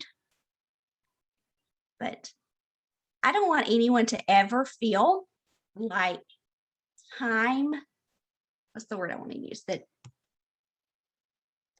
like Sam said, everybody has the same amount of time as how you use it. So make sure you are prioritizing what you need to do. If you are working this business for your family, don't let them be the excuse for not working it. Again, proactive versus reactive. If you plan for things instead of having to react to something coming up, you're not going to feel as rushed. You're not going to, be working your business based on what someone else is telling you to do, because you've planned this. You knew that this was coming and you're working your priorities the way that you need to, based on what your goal is. So we had somebody share in the chat that they feel like they're working their business 14 hours a day, always checking messages, always checking parties and things like that. And can I have Crystal come and share a little bit about her experience with that and maybe what you've done to kind of help Yeah, her? so I was gonna say, I was like, Sam, can I chime in? That was me. And Sam will tell you, I'll get into my background in Pampered Chef, but I've been doing Pampered Chef for 2.5 years and promoted to director pretty quickly. And I was working my business like 14 hours, constantly checking parties, constantly answering messages.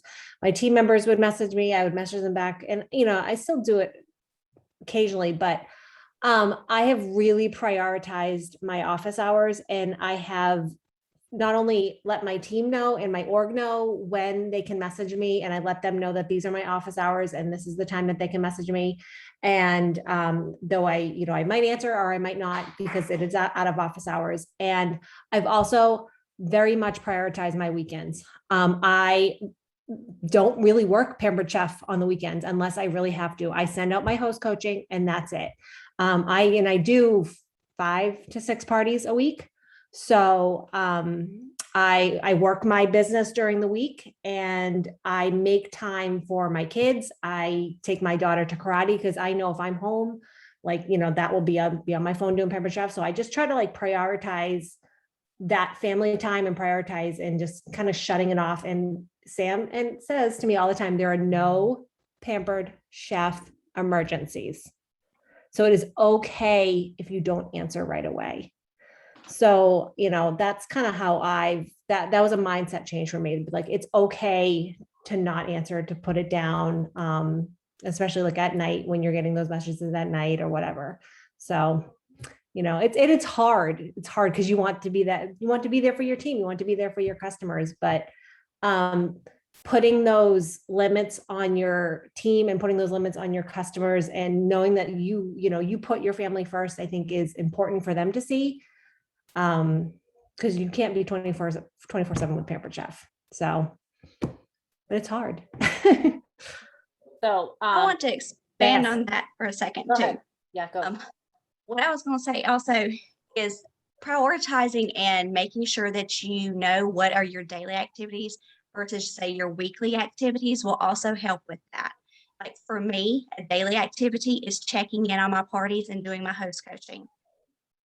But you don't want to have to get up every single morning and schedule your posts for your parties. You're going to do that one time a week if you have parties that week. So making sure that you realize what you need to actually be doing every day and what can be, batched, like I was talking about on, say, a themed day where you're working it that one time, that's going to help free up that time and make you realize that you don't have to be in Pampered Chef all the time. You do want to work your business. Like I said, we don't want excuses that's don't use the time as the excuse, but make sure you're prioritizing when you're working.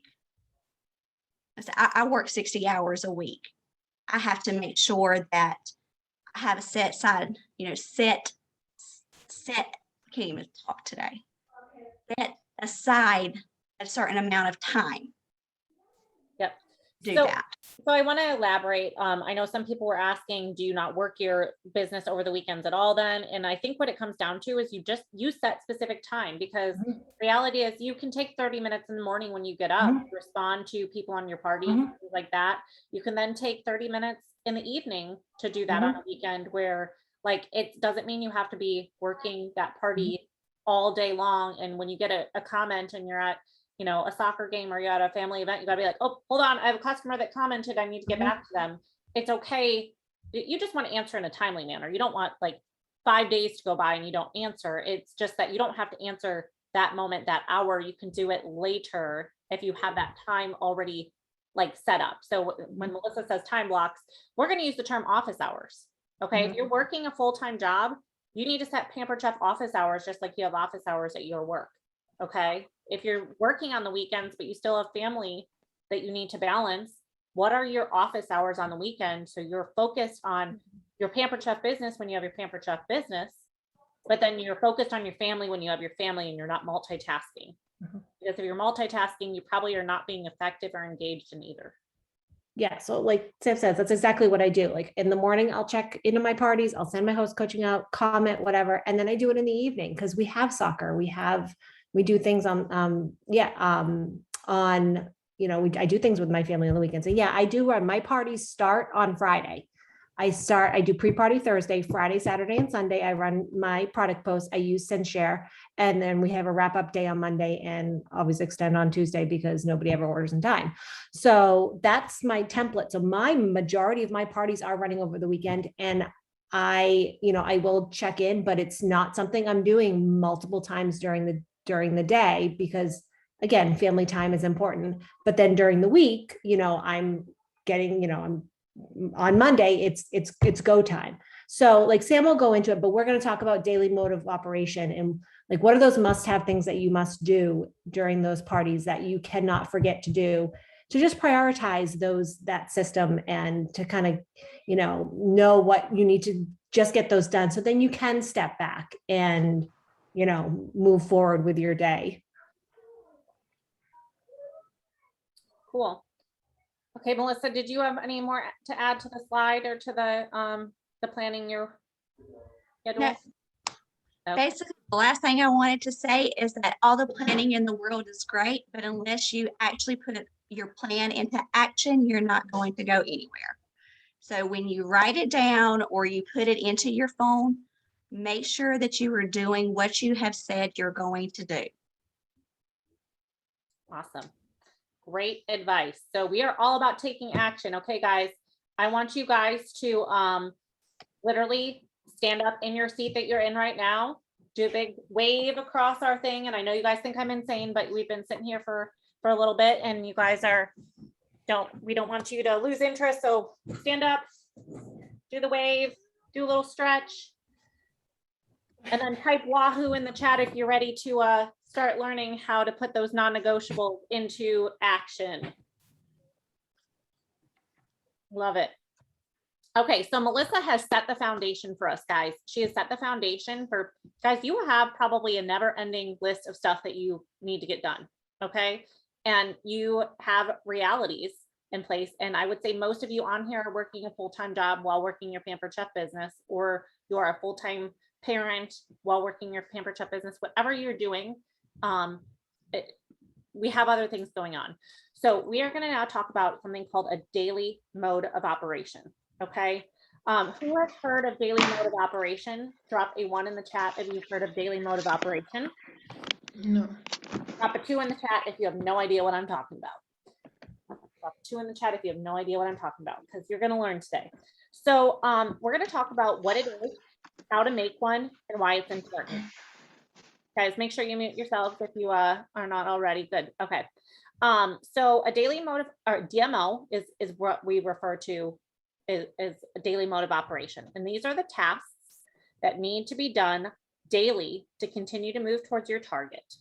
Okay. And I'm asking, type yes or no in the chat. Do you have a DMO right now? Do you have a daily mode of operation that you consistently implement?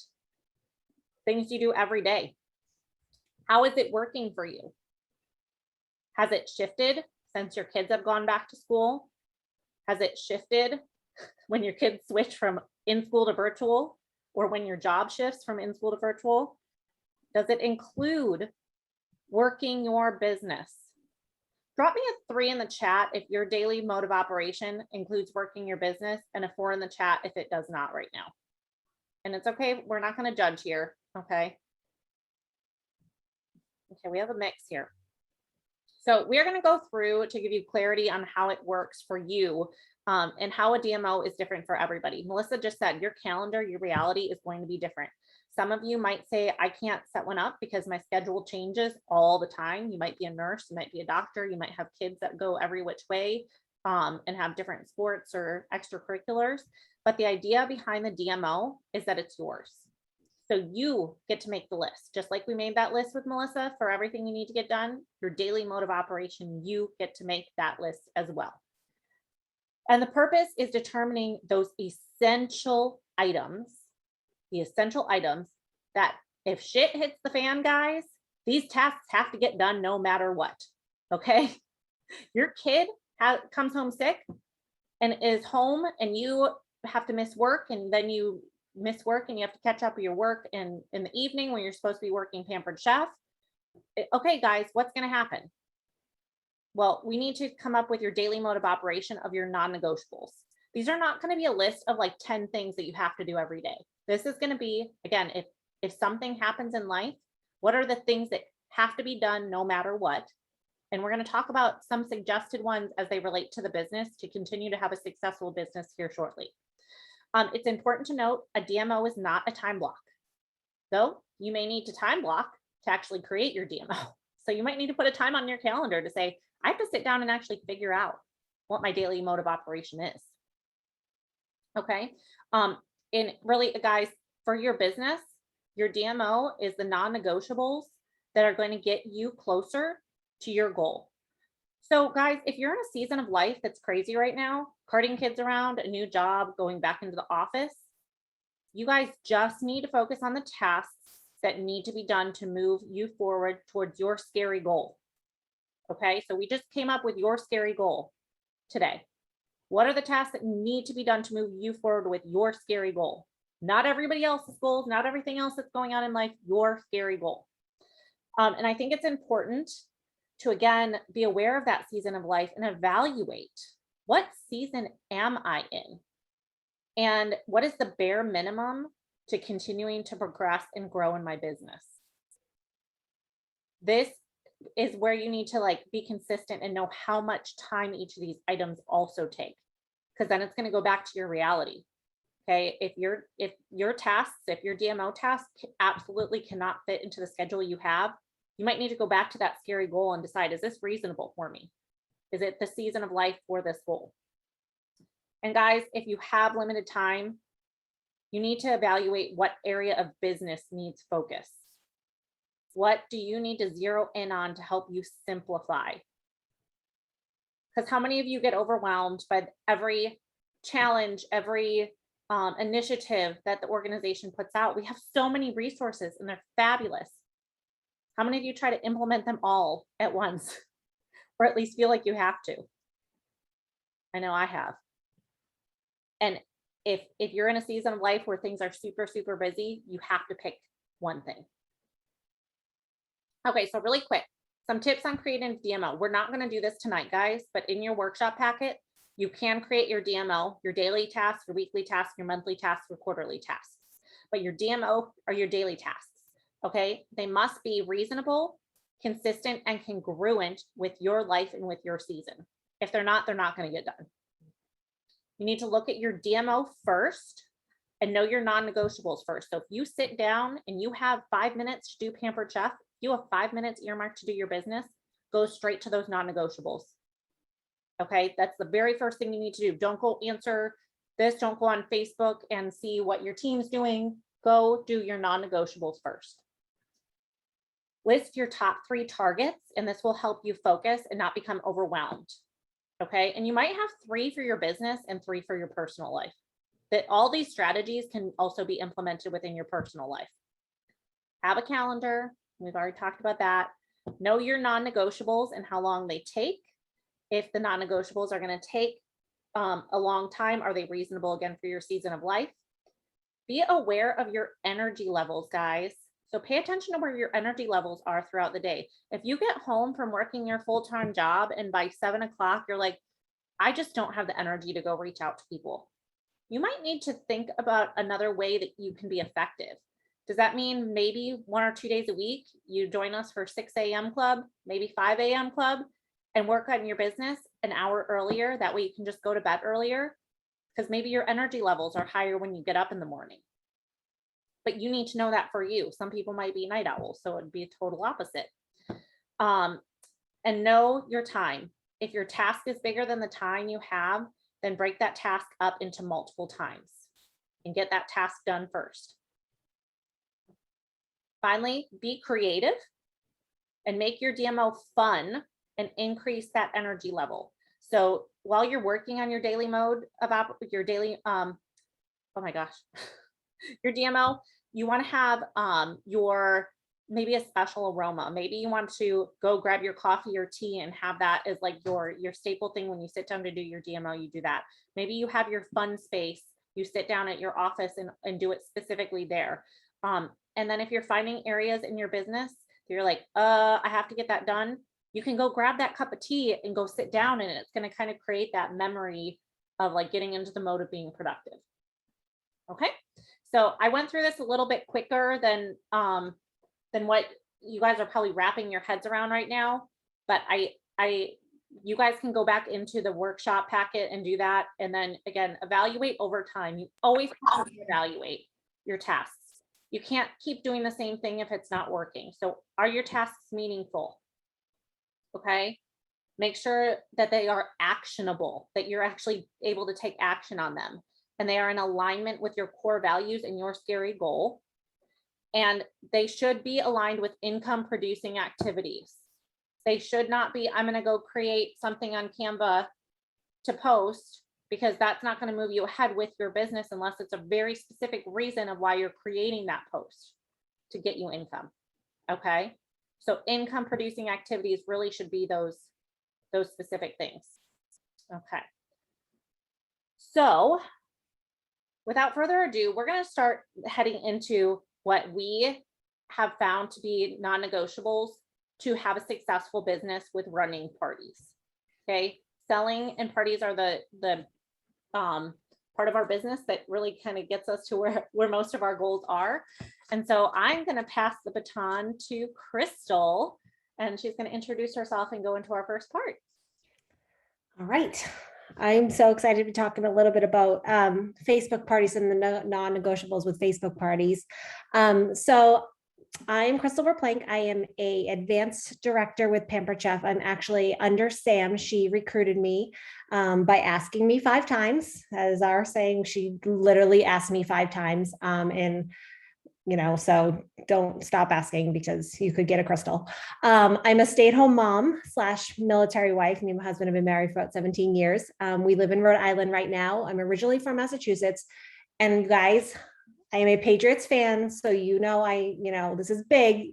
Game's on, and I'm not even watching it. So that's how much priority I'm putting into my business tonight. And it's really hard not to be up there watching the game right now. But I love you guys more importantly. So I'm working my business. I have 2 kids. I have an 8-year-old who's almost 9 at the end of October, and I have a 4-year-old boy. I love the beach. We're really close to the beach. I love going to the beach, and I love my wine. My consultants will always know when I have happy half hour. I always have a glass of wine in hand, so I enjoy wine. I have done 203,633 career sales. I do about 12 to 16 parties a month, more on the 16 side. My order average is about 9.1 orders per show, and my orders are about $689. So, and I am currently right now, I am still doing them on Facebook. I haven't transitioned into table, which I know I just need to jump in and do, but I'm just still doing them on Facebook. So I am going to talk to you guys tonight about what I do in my parties. I do work Pampered Chef full time.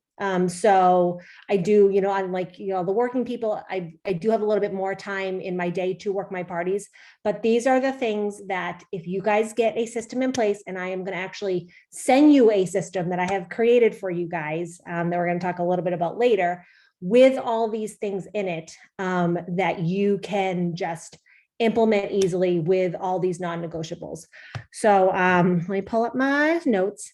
So, all right, guys, how many of you are not consistent with your parties? How many of you run parties, but sometimes you host coach and sometimes you're just kind of figuring it out?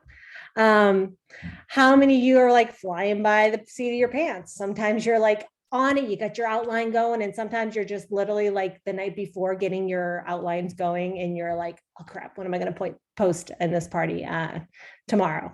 You see, look at this chat. Me. Yep. See, you guys know I'm talking to you. How many of you guys post day to day? How many of you don't feel like you guys have a system for success? Megan's feeling attacked.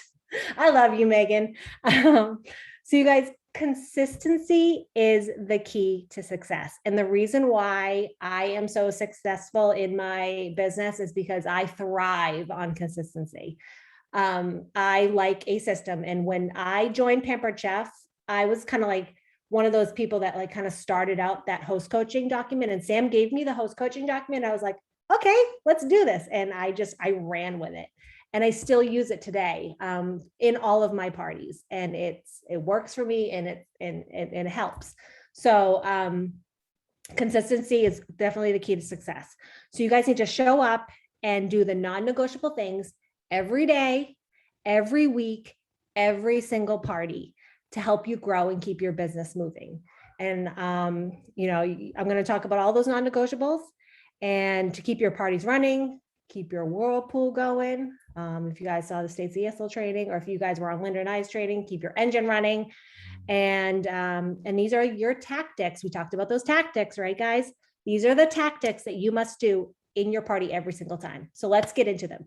Okay, first thing, creating that relationship with your host. You guys, how many of you are messaging your host like a day before the party's like, okay, let's go. You ready to get your party? Ready to get your party started? Yeah, I know you are. You guys are like messaging them like one day before. You're like, okay, have your party starting tomorrow. Let's go. You need to take message them at least a week before to start getting to know your host and creating that relationship with your host, asking them what's on their wish list, finding out a little bit about their family, finding out, what they, they do for work, and just kind of chatting with your host, because you guys know when you create a relationship with your host is more apt to work with you to have a successful party. And then potentially your host is more apt to kind of, if you create a relationship, maybe even decide to join the business alongside you because you've built that like, know, and trust factor with them. So getting to know your host and creating that relationship is absolutely the first thing you're going to do. And then of course, doing the first ask, seeing if they want to turn this party into their launch party. Number 2, second thing, make sure that your host is inviting. Like without people in the party, you guys are not going to know, to run. So you need to at least give at least 3 days to have that set of time to invite, because they're going to send all those messages and it's going to be crickets, or they're going to not invite enough people. And you need to kind of check back in and, encourage them to invite more. So make sure you're getting your host to invite. Number 3, create your party outline before your party starts. So this is kind of how my week runs. Fridays, I run my parties on Friday. Friday, the week before, I message my guests, my hosts, and start that conversation. That gives me Friday, Saturday, and Sunday to just create that relationship, and again, I'm not on Messenger all day. Like I told you guys, I don't work a ton of Pampered Chef on the weekends, but that conversation's still going. Monday is when I set up the party and I invite my hosts. They invite Monday and Tuesday, and usually Wednesday. Sometimes, the host sometimes is not on it. Wednesday is my day to set up my template. Every single Wednesday, that's my day. I sit down and I set up my outline. That's like helpful to me to know that, like, okay, like my outline is done. I have that set day in my schedule. It's my DMO. And so you guys should be setting out your outline before your party, using a schedule. You can use Facebook schedule, send share, or, whatever you have, post my party. And guys, reuse your templates. Don't don't create a new template every single party. I create my template for 1 month and then reuse it. And you know how much time that saves? So, and if you're like, oh, but what if we have a party with another host or like the same people are in it? Then take some time and create 3 templates and just kind of rotate them through. So you have those templates ready to go. So making sure you have a solid scheduled party post and outline before your party will save you so much time. Okay, your host engagement, your daily host posts. So if your host is not posting daily in the party, you guys are missing out. Even though you're posting daily with the Facebook algorithms, how many of you guys know, like, oh, my party's so quiet, my party's so quiet. The reason why your parties are quiet, if your host is not posting, because they're not getting the notifications that the party is like running and things are happening. When your host posts, guests in the party are getting notifications that the guest posts. And so that like helps the algorithm. So what I do, because this saves a ton of time, and it kind of gives the host a little bit of, like something to do in the party. So on Fridays, I say, you are in my little, you can't really read it, but that's my host coaching right there. Like you are this is how many people in the party, you are the fun factor of your party.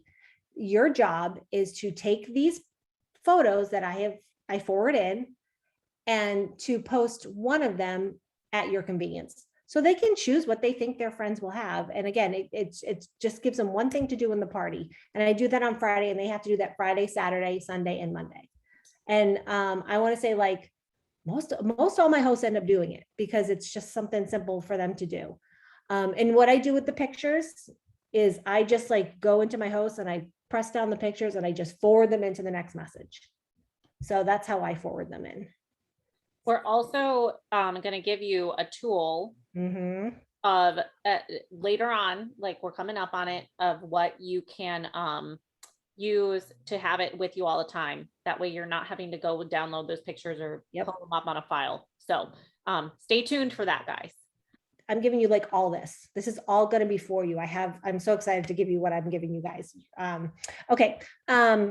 Order reminder messages, making sure your host is sending out reminders that the party is ending. That is a personal message.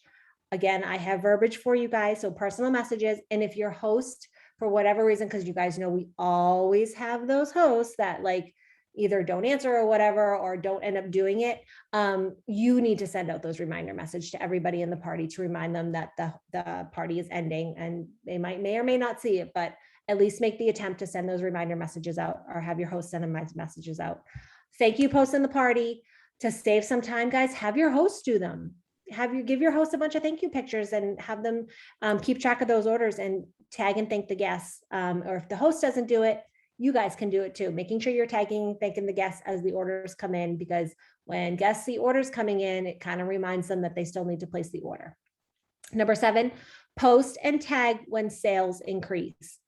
I do this every single time, every single party. I wasn't doing it early on, and I started with a fundraiser, and I'm like, why am I not doing this in my regular parties? The guests love to see the host succeed in parties, whether it's even a shared rewards party or a regular party. So I use that little spoon picture right down there, and I tag everybody in the party when like we reach a new level. And then I tag them again to tell them how far off we are from the next level. Don't be afraid to tag, guys. People jump on Facebook different times during the day. So you might tag them once and they might not even get the notification. So tag a couple times and use that sales tracker. And again, I have these ready for you guys to use. Host challenge.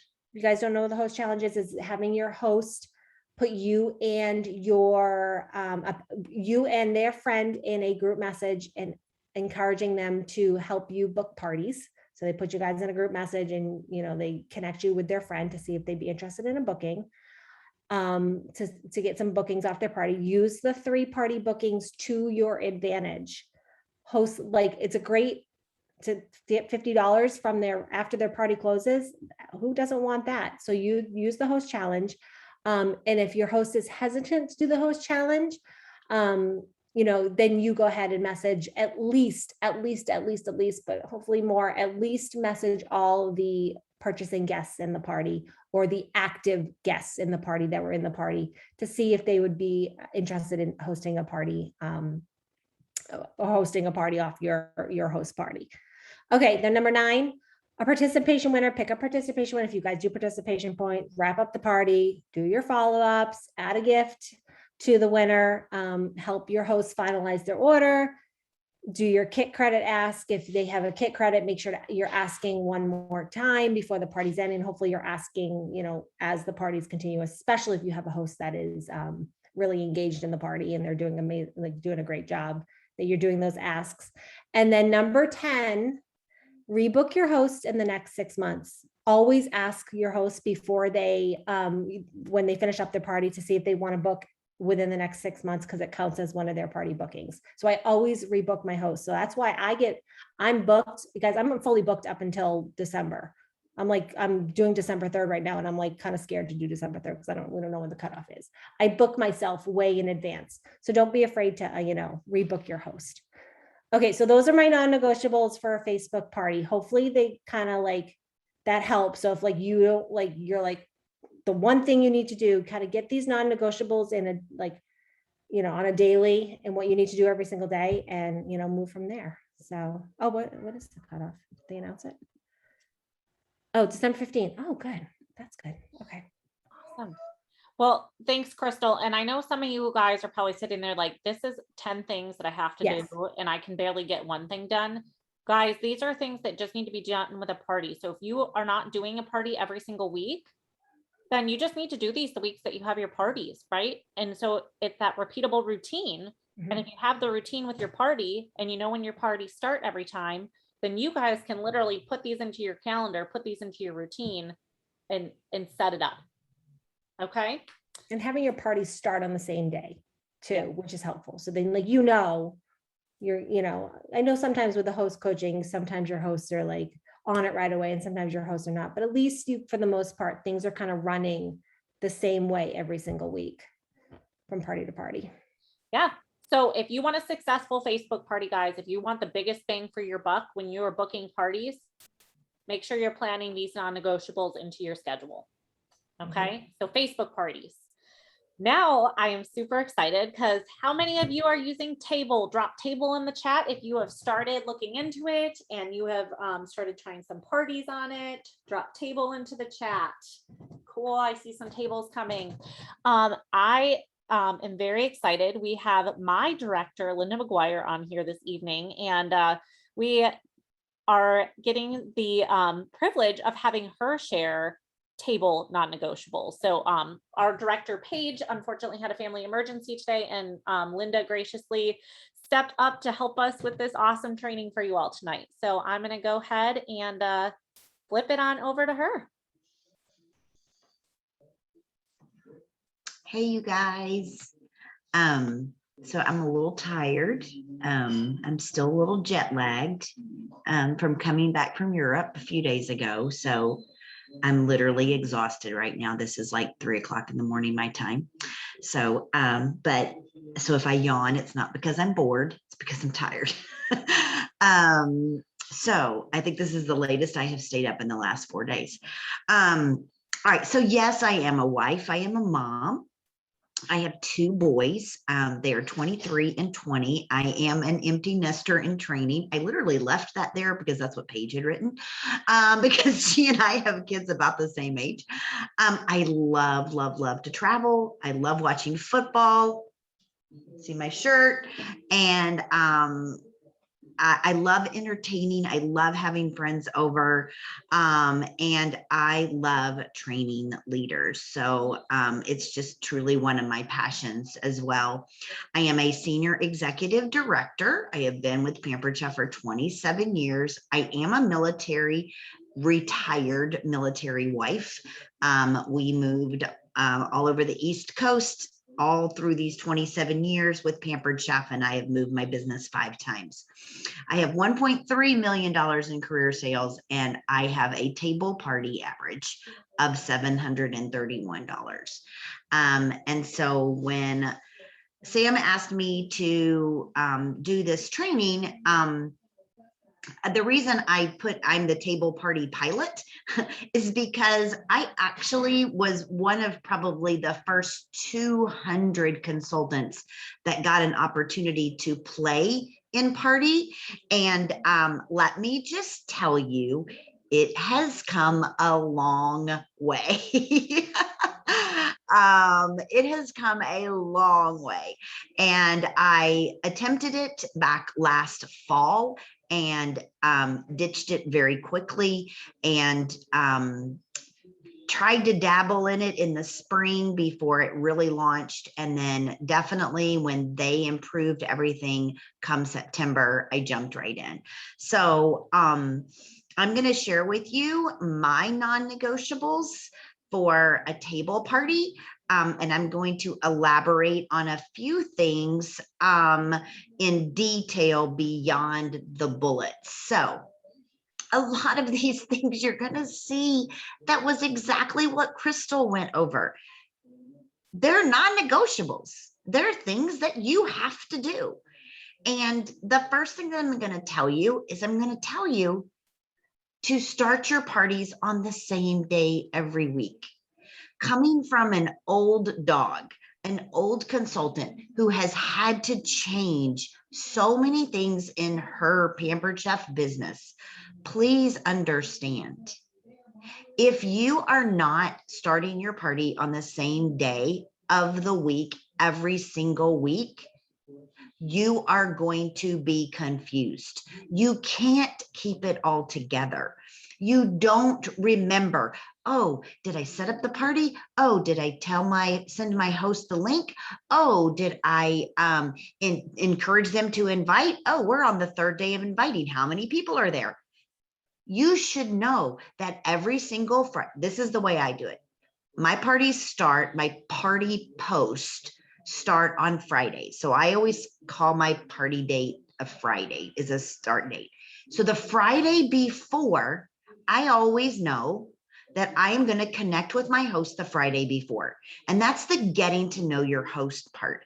So I have like the whole weekend to get to know my host. I reach out to her. I'm so excited about getting your party started. I got a few questions I have for you.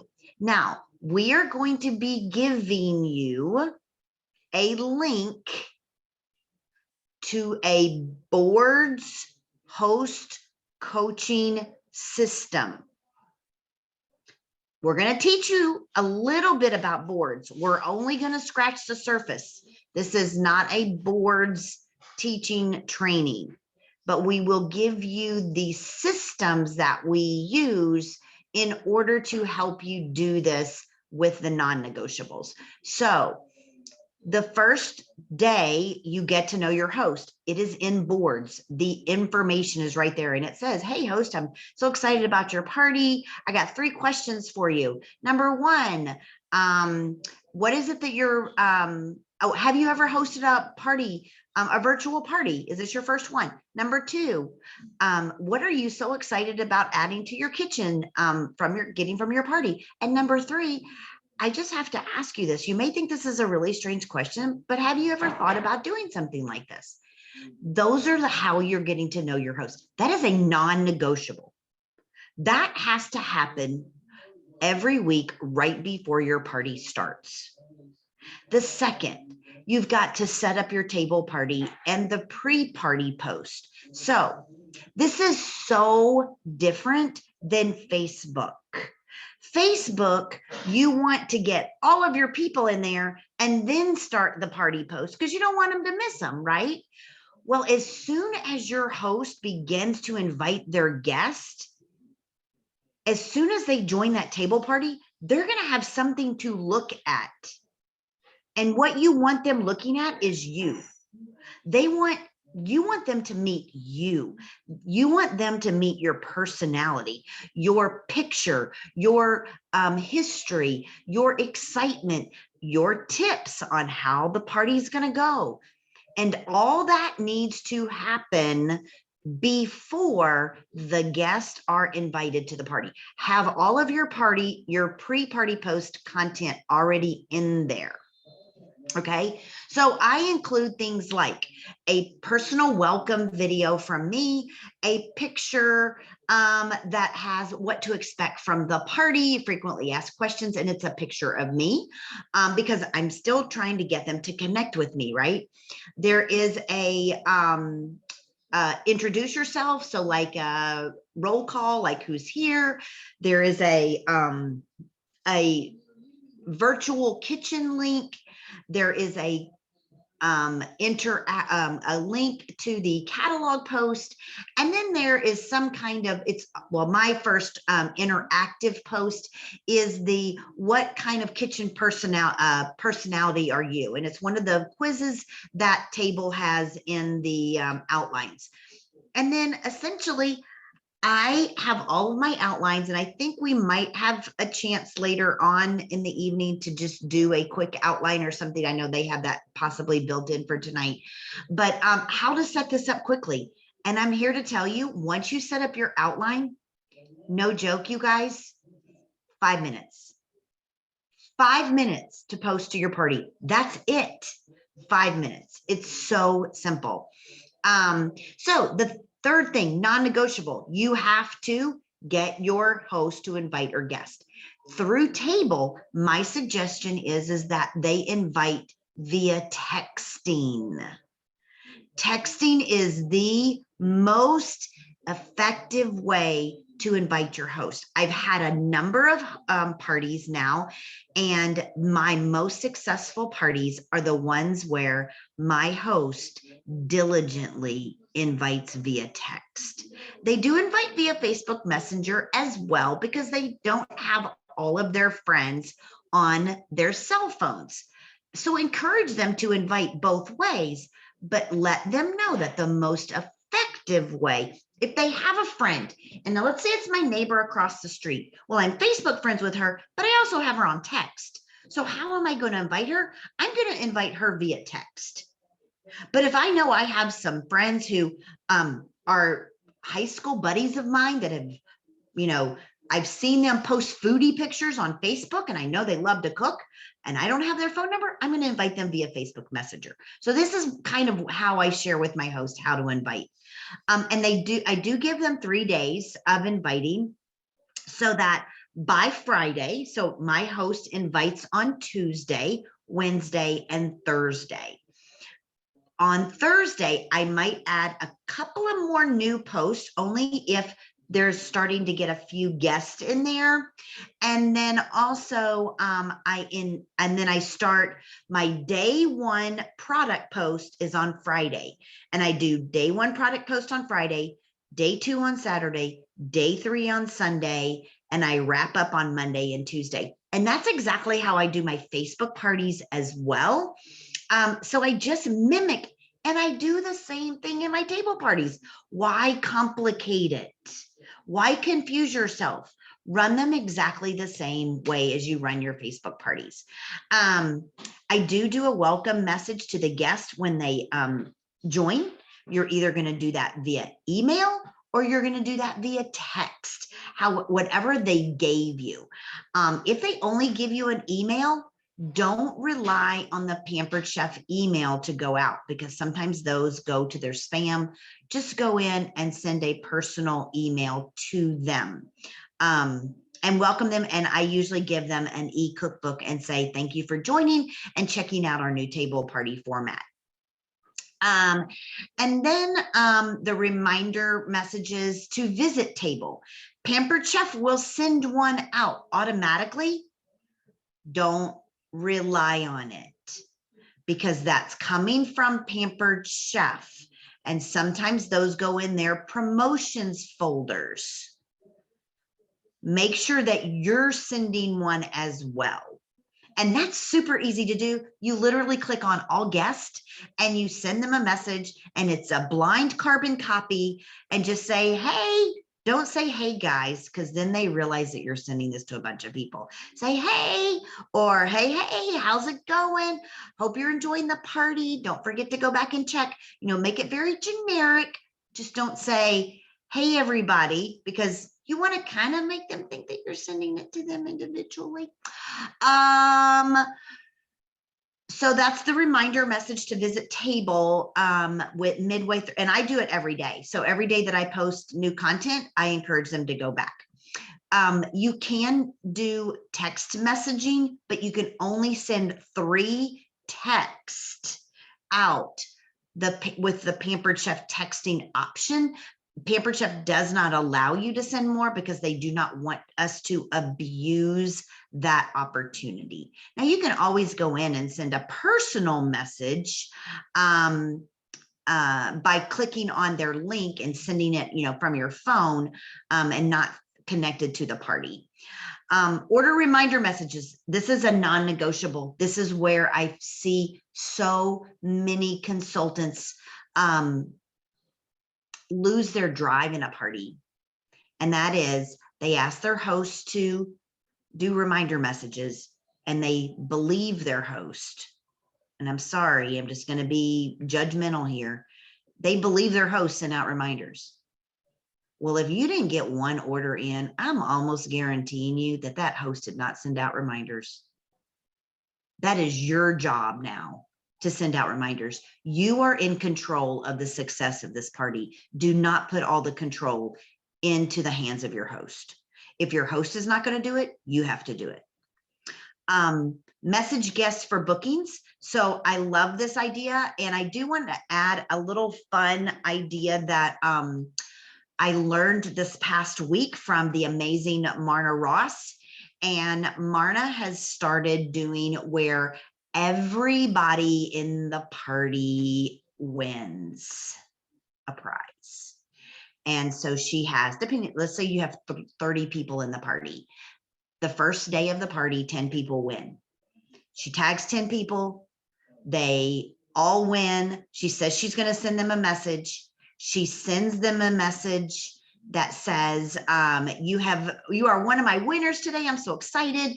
I'm sending you an e-cookbook as your gift, but I'd love to upgrade this to a $20 off anything in the catalog if you wanted to upgrade this and book your own party like so-and-so did. So Marna was sharing with me that they get so many bookings by doing this, and you're not giving anything away except for e-cookbooks. I would track it if I were you. I would definitely track it, because if you're giving e-cookbooks as a joining, you don't want to repeat the same e-cookbook. And then rebook your host in the next 6 months. This is just it's just a non-negotiable. It's just something that you have to do. And all of these things, if you skip one, you're skipping a key ingredient of the party. It's like leaving out the eggs in the cake. It's like leaving out the flour. It's like leaving out the sugar. Every piece of your recipe has to be done. You have to figure out when you're going to do it. And so that on Wednesday morning, like, Crystal said, Wednesday morning, Wednesday rolls around. We all know now what Crystal does on Wednesday, right? Do you know what you do every Wednesday? Do you know what you do every Friday? Do you know what you do every Monday? These are the non-negotiables and how they should be done every day, or every other day if you have a different schedule. Yeah, and you know, what I love about this, Linda, is these are non-negotiables for us. So why are we presenting them as a negotiable to our hosts? So when you're messaging your host coaching guys, don't make it a question. Just say, hey, this is how we invite, or here's how I suggest you invite. And say, text X amount of friends, and here's what you can send to them with this link. Okay. And then if they say, well, I don't really feel comfortable with texting people, then you go into the objections and overcoming that stuff. But don't allow them to, don't come up with that objection for them initially. Present it as, this is a non-negotiable to having a party. It's a non-negotiable to having a party to send order reminders. Okay, today's your day to go follow up with your guests. Say thanks for coming to my party, and like you would if they were at an in-home party. So I think if we can all align our mindset with what Linda and Crystal just shared as non-negotiables, what we have to do to transfer that as a non-negotiable to our host, that will be a little more confident in what we do. So. And I love what, Crystal answered Alicia's comment in there. The whole point of when you reach out to your guest and you send them a welcome message, especially in table, let me tell you, it's so much easier in table to communicate with your guest. You are going to be amazed. You're like, oh my gosh, these people are actually talking to me. It is so much better in table because you have a better avenue of communicating with them. It's either going to be via text or email, and send reminders, tag them and say, hey, I'm just making sure you got my message. I'd love to send you an e-cookbook. Awesome. Okay. So now that you guys have your non-negotiables, are you guys ready to learn some systems to put them into place? Drop me a wahoo in the chat if you would like some systems to implementing these non-negotiables into your schedule. Okay, guys, essential systems for success. We've talked about it. Host coaching. Host coaching is going to be the number one thing you have to do for your parties, no matter what. They don't know it by, telepath or osmosis or anything like that. They have to be taught. Even if you have a host that's hosted with you before or that does direct sales, host coach them. They don't know what we do. So you need to have that system. Party posting. You need to have a party posting system. Again, you don't have to pay for a system. You can do a free one, but have your own system ready to go. If we have time, we may or may not be able to share a little bit about our SynShare system. I know there's lots of trainings out there otherwise, but we'll get to that. Booking, recruiting, and customer communication. So the next app that we're about to show you that Crystal's going to get into is actually going to be able to be used for host coaching, party posting, and customer communication. Okay. And then planning. You need to have a system for planning, because if you don't plan and you don't know what you need to do, you're never going to take action on anything because you're just going to be overwhelmed. So that means your calendar and DMO. So let's get organized by having systems in place. So you guys can, if you're a computer person, have documents on your computer, common booking objection responses, keep it simple, guys. Don't reinvent the wheel. If you don't have access to these things yet, I can tell you McGuire.org, Thomas.org, Verplank.org, we all have these electronically available to you. If you don't have access to them yet, ask your upline if they have them. And if they don't, reach out to us. We are more than willing to share what we have in place, because honestly, we probably got it from somebody else.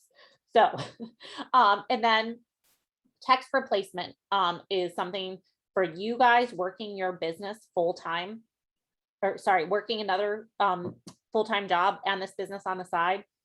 I can tell you typing out those text messages takes a lot of time. Okay, so text replacement is going to be a huge, I don't even say time saver, but way that you can use that time on something else that requires your talent rather than typing the same thing over and over again. Okay, so here we go. Crystal, you're back on. Okay, boards. I'm so excited to train about boards, and some of you guys might already be using boards. And if you are, drop in the chat, if you're using boards, drop in the chat that you're using boards and tell me how much you love it, because it is amazing. Okay, so what is boards? Boards is short for keyboards. It is a time-saving text replacement app where you can save and share scripts products, images, and videos, and more. It can be used with both Android and iPhone, and it is coming to desktops. I actually have it on the desktop, which is awesome. So yeah, so Sam, will you play my little video right here? This is how quickly this morning I set out my host coaching messages to Sunday's my reminder messages. So this is how quickly I set it up today with boards. Oh, it's available to everybody. Oh, that's awesome. So Paul is my host. So I text a little globe down the bottom. And that's my host coaching that I have, the system I have that I set up myself. So I press Sunday message 1 and then just add it in the beginning. Good morning, Paula.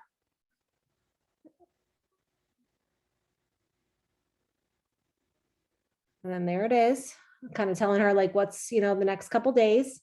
And I went back, Sunday message 2, send personal private messages to the group. I'm going to message you your wording and don't forget your engagement post for today. And that's her wording for, it's going kind of fast, but that was her wording. And then I'm going into copy, going into Pampered Chef to copy her party link.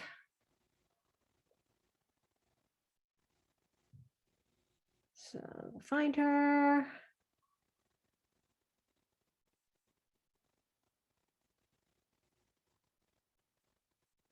And then I went back to the messages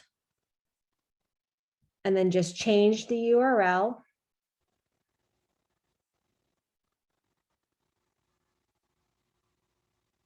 And my host coaching is done for the day. Done. That was my host coaching.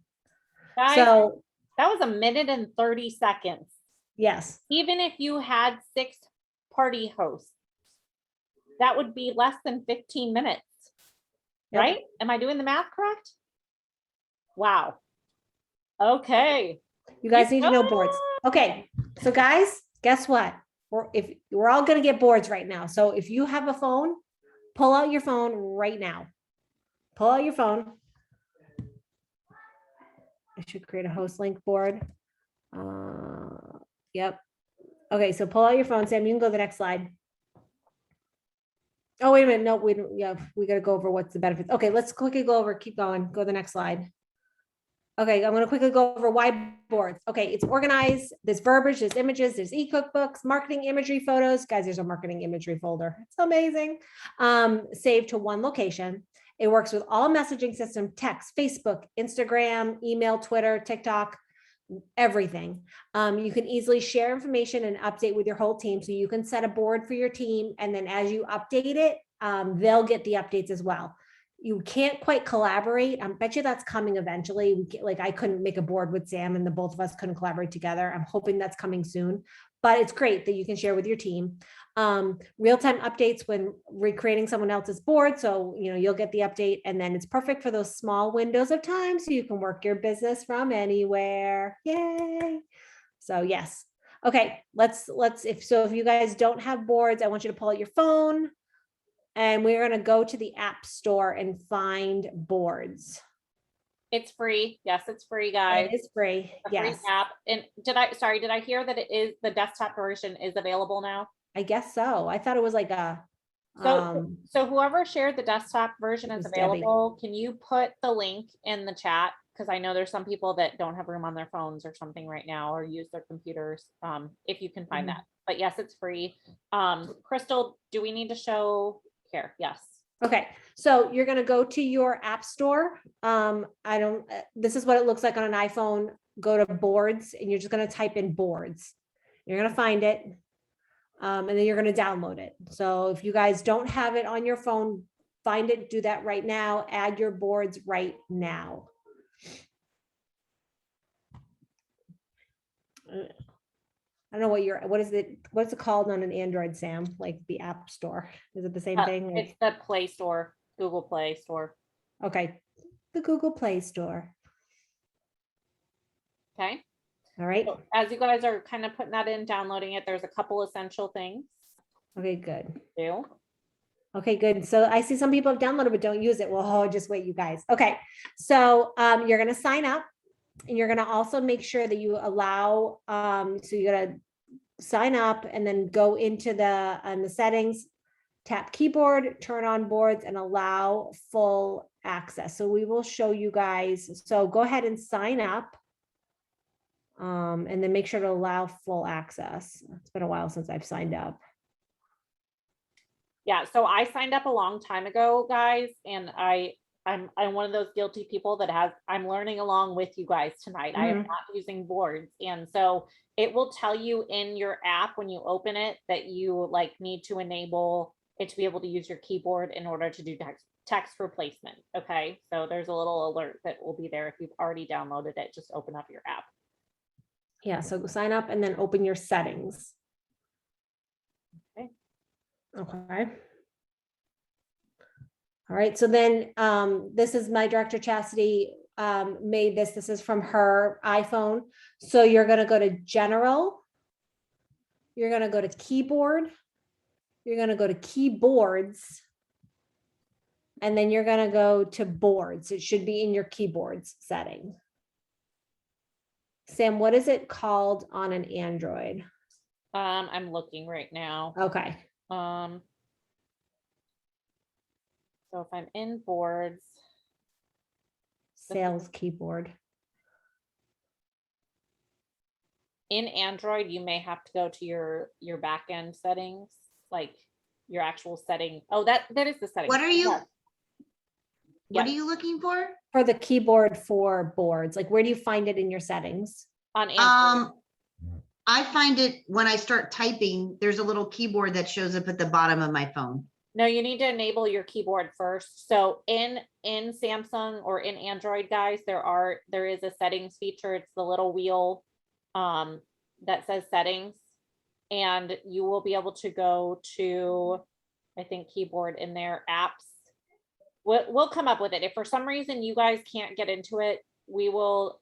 Yeah. I have created a Facebook group that we are going to share with you all tonight, that we're going to have for after this for sharing ideas, and we can brainstorm or share that kind of thing in there. So Yeah, I think Leah's right. I don't think in Android you have to do anything. I think it automatically just Okay. adds to your keyboards. Cool. okay, cool. It Awesome. just adds an additional keyboard to your choices of keyboards. Okay. Okay. Okay, Next cool. slide. So hopefully you got your keyboards up and activated. All right, next slide.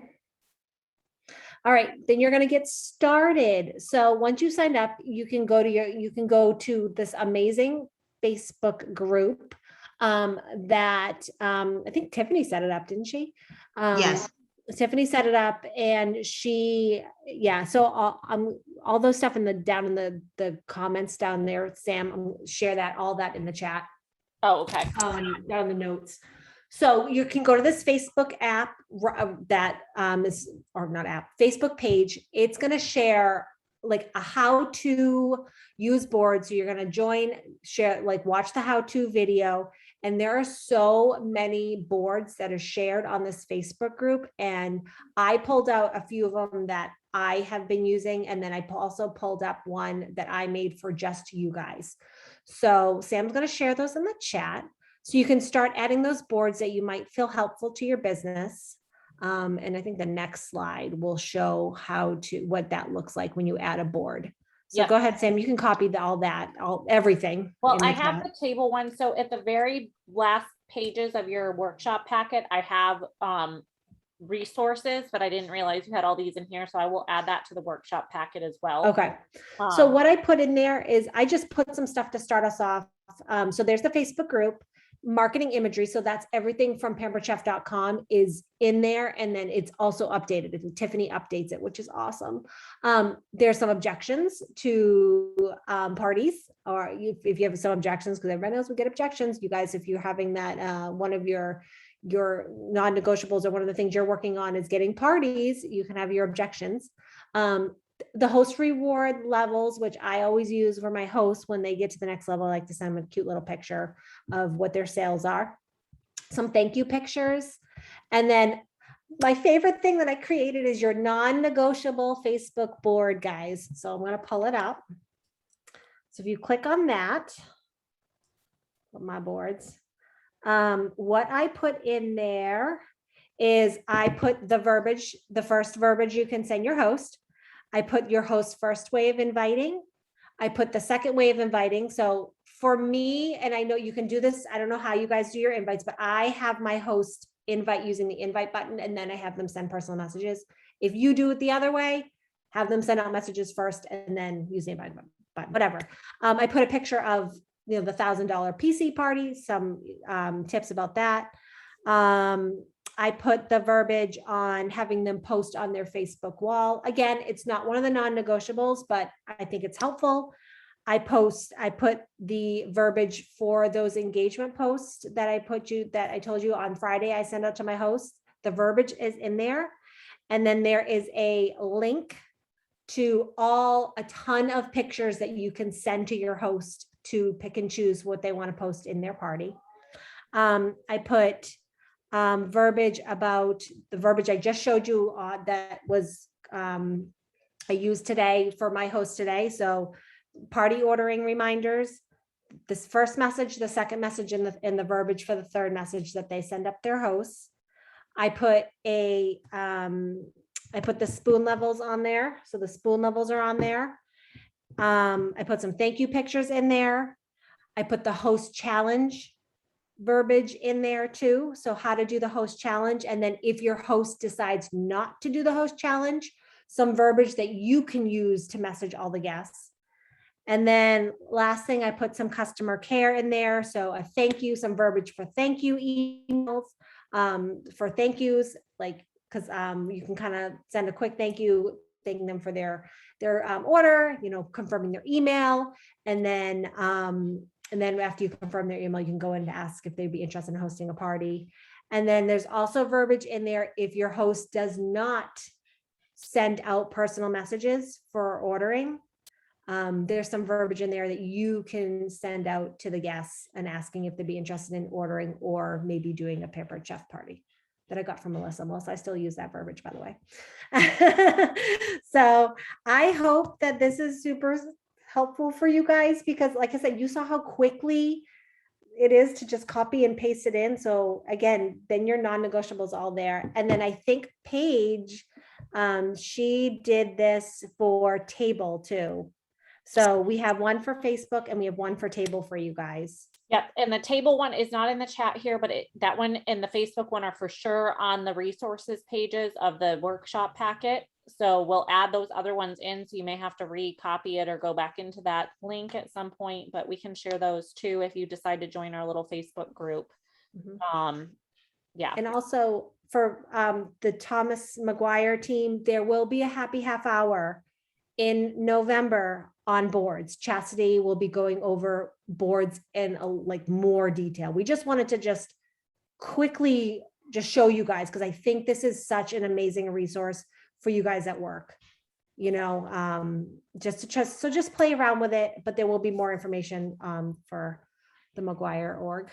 Okay, so I have to ask, guys, for those of you who got this on a scale from 1 to 10, 1 being 10 being like, oh my gosh, this is a game changer. For you guys who are working, what number are you, 1 to 10, on boards right now? I'm seeing lots of 10. Yay, good. I'm so happy we've been able to at least provide you with a resource to make that easier. And can I tell you guys something? Go to the Pampered Chef Facebook boards group. Don't go in there asking a question. Go in there and watch the very first training. Don't go in there with a negative attitude that says, oh, this is so overwhelming. It's something new. I have to learn. It's going to take me forever. Believe me, I am probably the oldest person in this group right now, and it's super easy to learn. You have to be open-minded. You have to be patient. You go in and you look at the video that Tiffany Foreman did. It's very, very, very simple. It's very thorough. Go learn it. Don't ask questions, because if you ask questions, there people are going to say, go watch the video. Okay, I'm trying to save your soul from being chastised in that group.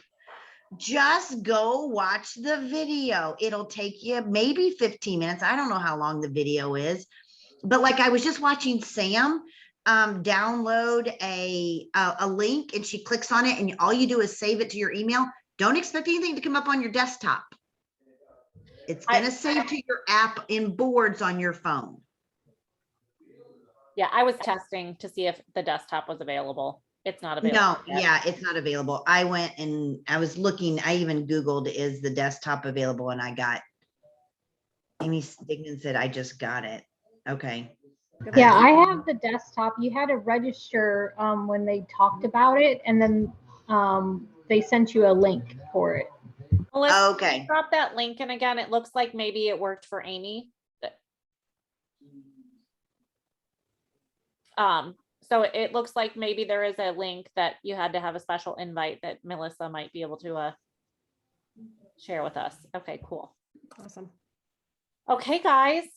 So that is a tool that we really wanted to get out to you guys now that you have your, you have your scary goal hopefully in place. You have an idea of at least what tasks you need to do to get to your scary goal.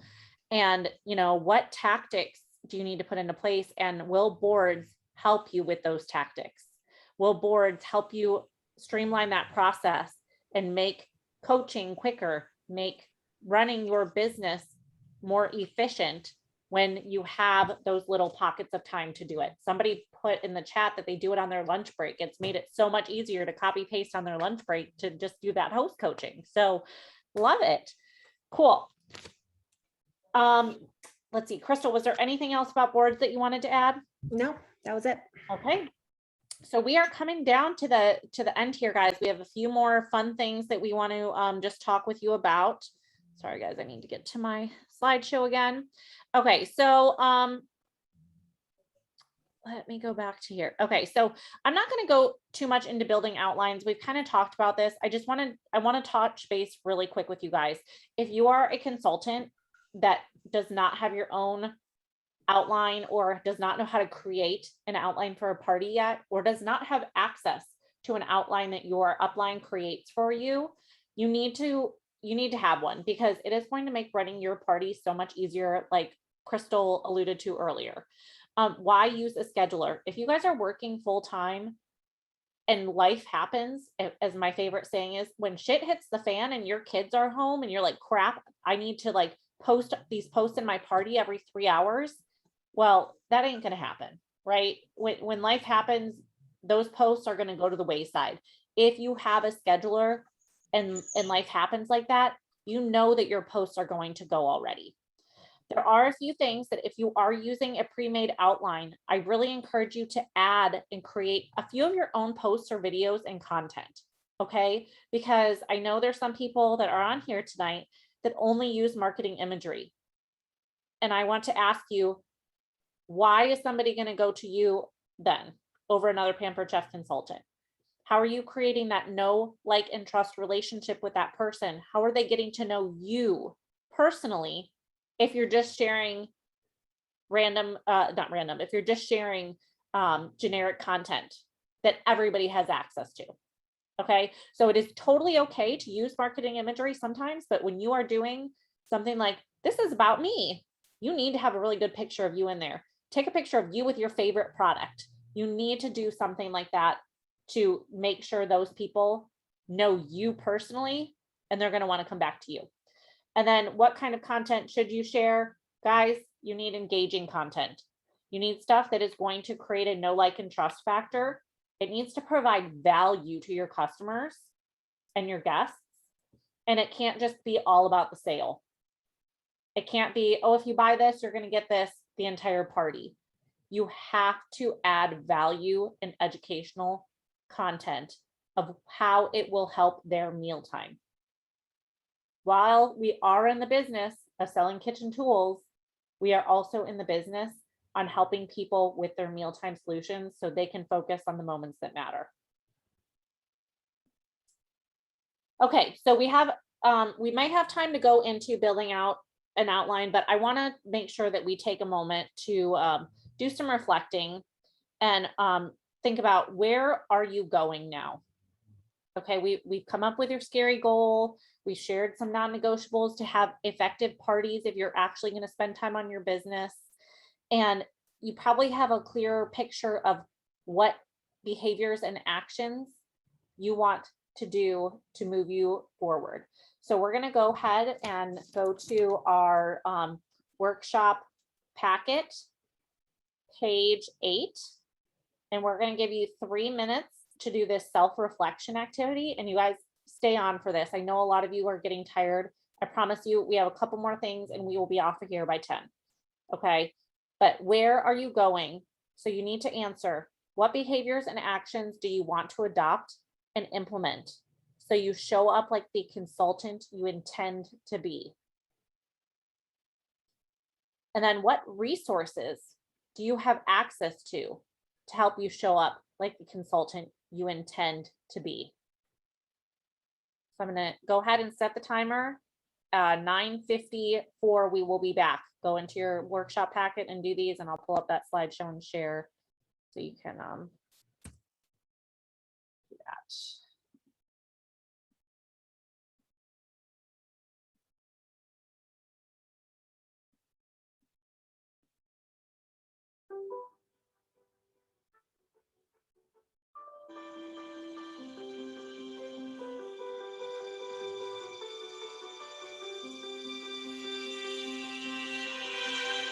I close my eyes and I can see a world that's waiting up for me that I call my own.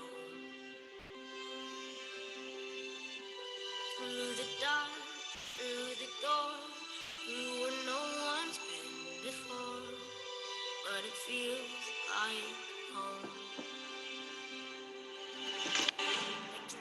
They can say it all sounds crazy.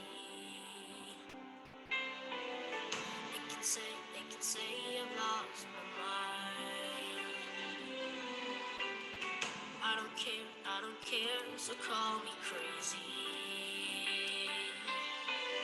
We can live in a world that we design. 'Cause every night I lie in bed, your brightest colors fill my head. A million dreams are keeping me awake. I think of what the world could be, a vision of the one I see. A million dreams is all it's gonna take. Oh man, I learned the song. They can say it all sounds crazy. They can say we've lost our minds. I don't care if they call us crazy. Run away to a world that we design. Every night I lie in bed, the brightest colors fill my head. A million dreams keeping me awake. I think of what the world could be, a vision of the one I see. A million dreams is all it's gonna take. A million dreams for the world we're gonna make. However big, however small, let me be part of it all. Share your dreams with me. You may be right, you may be wrong. You say that you'll bring me along to the world you see, to the world. Okay, guys. So I want you guys to go ahead and after you've reflected, drop in the chat. We're going to do some lights, camera, and action now, guys. We're going to take action. What is one thing you're going to focus on this month? Just pick one thing. Drop it in the chat. One thing you're going to focus on this month. And what is the first thing you need to do to take action? Whether that's tonight or tomorrow. What is the first very, very first thing you need to do to take action. Some of you, it might be sitting down and actually planning out your target task tactics list. Some of you, it may be, I have all that stuff in place, I just need to do it. Okay. And then I'm going to go ahead and share this in our chat now. We have, I thought I saved it.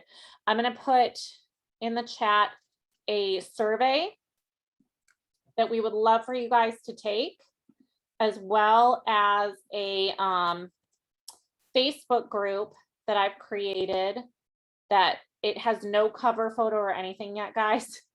So I just figured this is a good way for us to stay in touch, where you guys can go ahead and report your progress, share your scary goal, share your task tactics list, share what's working, what's not working for you, and go from there. And let me pull that up for you guys. I'm going to drop that here. So this Facebook group is where you guys want to join it now. I'm not sure if I have settings on that you have to like answer questions or anything. Okay. So going back to things that people need to do, boards and create my non-negotiables, book parties and ask, training, fully flush out your scary goal. Yes, I love it. And you guys talk to each other. Maybe there's somebody else that needs help and you guys can mentor each other and go through the same process we did tonight. Okay. So that is pretty much, let me go one more thing. Okay, so the very, very last thing that I want us to do tonight, we have 3 minutes left, is put your favorite part of the workshop and what was the most aha part of the workshop for you in the chat. What was the most aha moment of the workshop? Of scary goals, boards, roadmap to success. Awesome. Okay. Great. Well, thank you guys so much for joining us. Our team, the McGuire team, Thomas team, and Verplank team, we do these workshops periodically, and we'll be following up on some additional tools.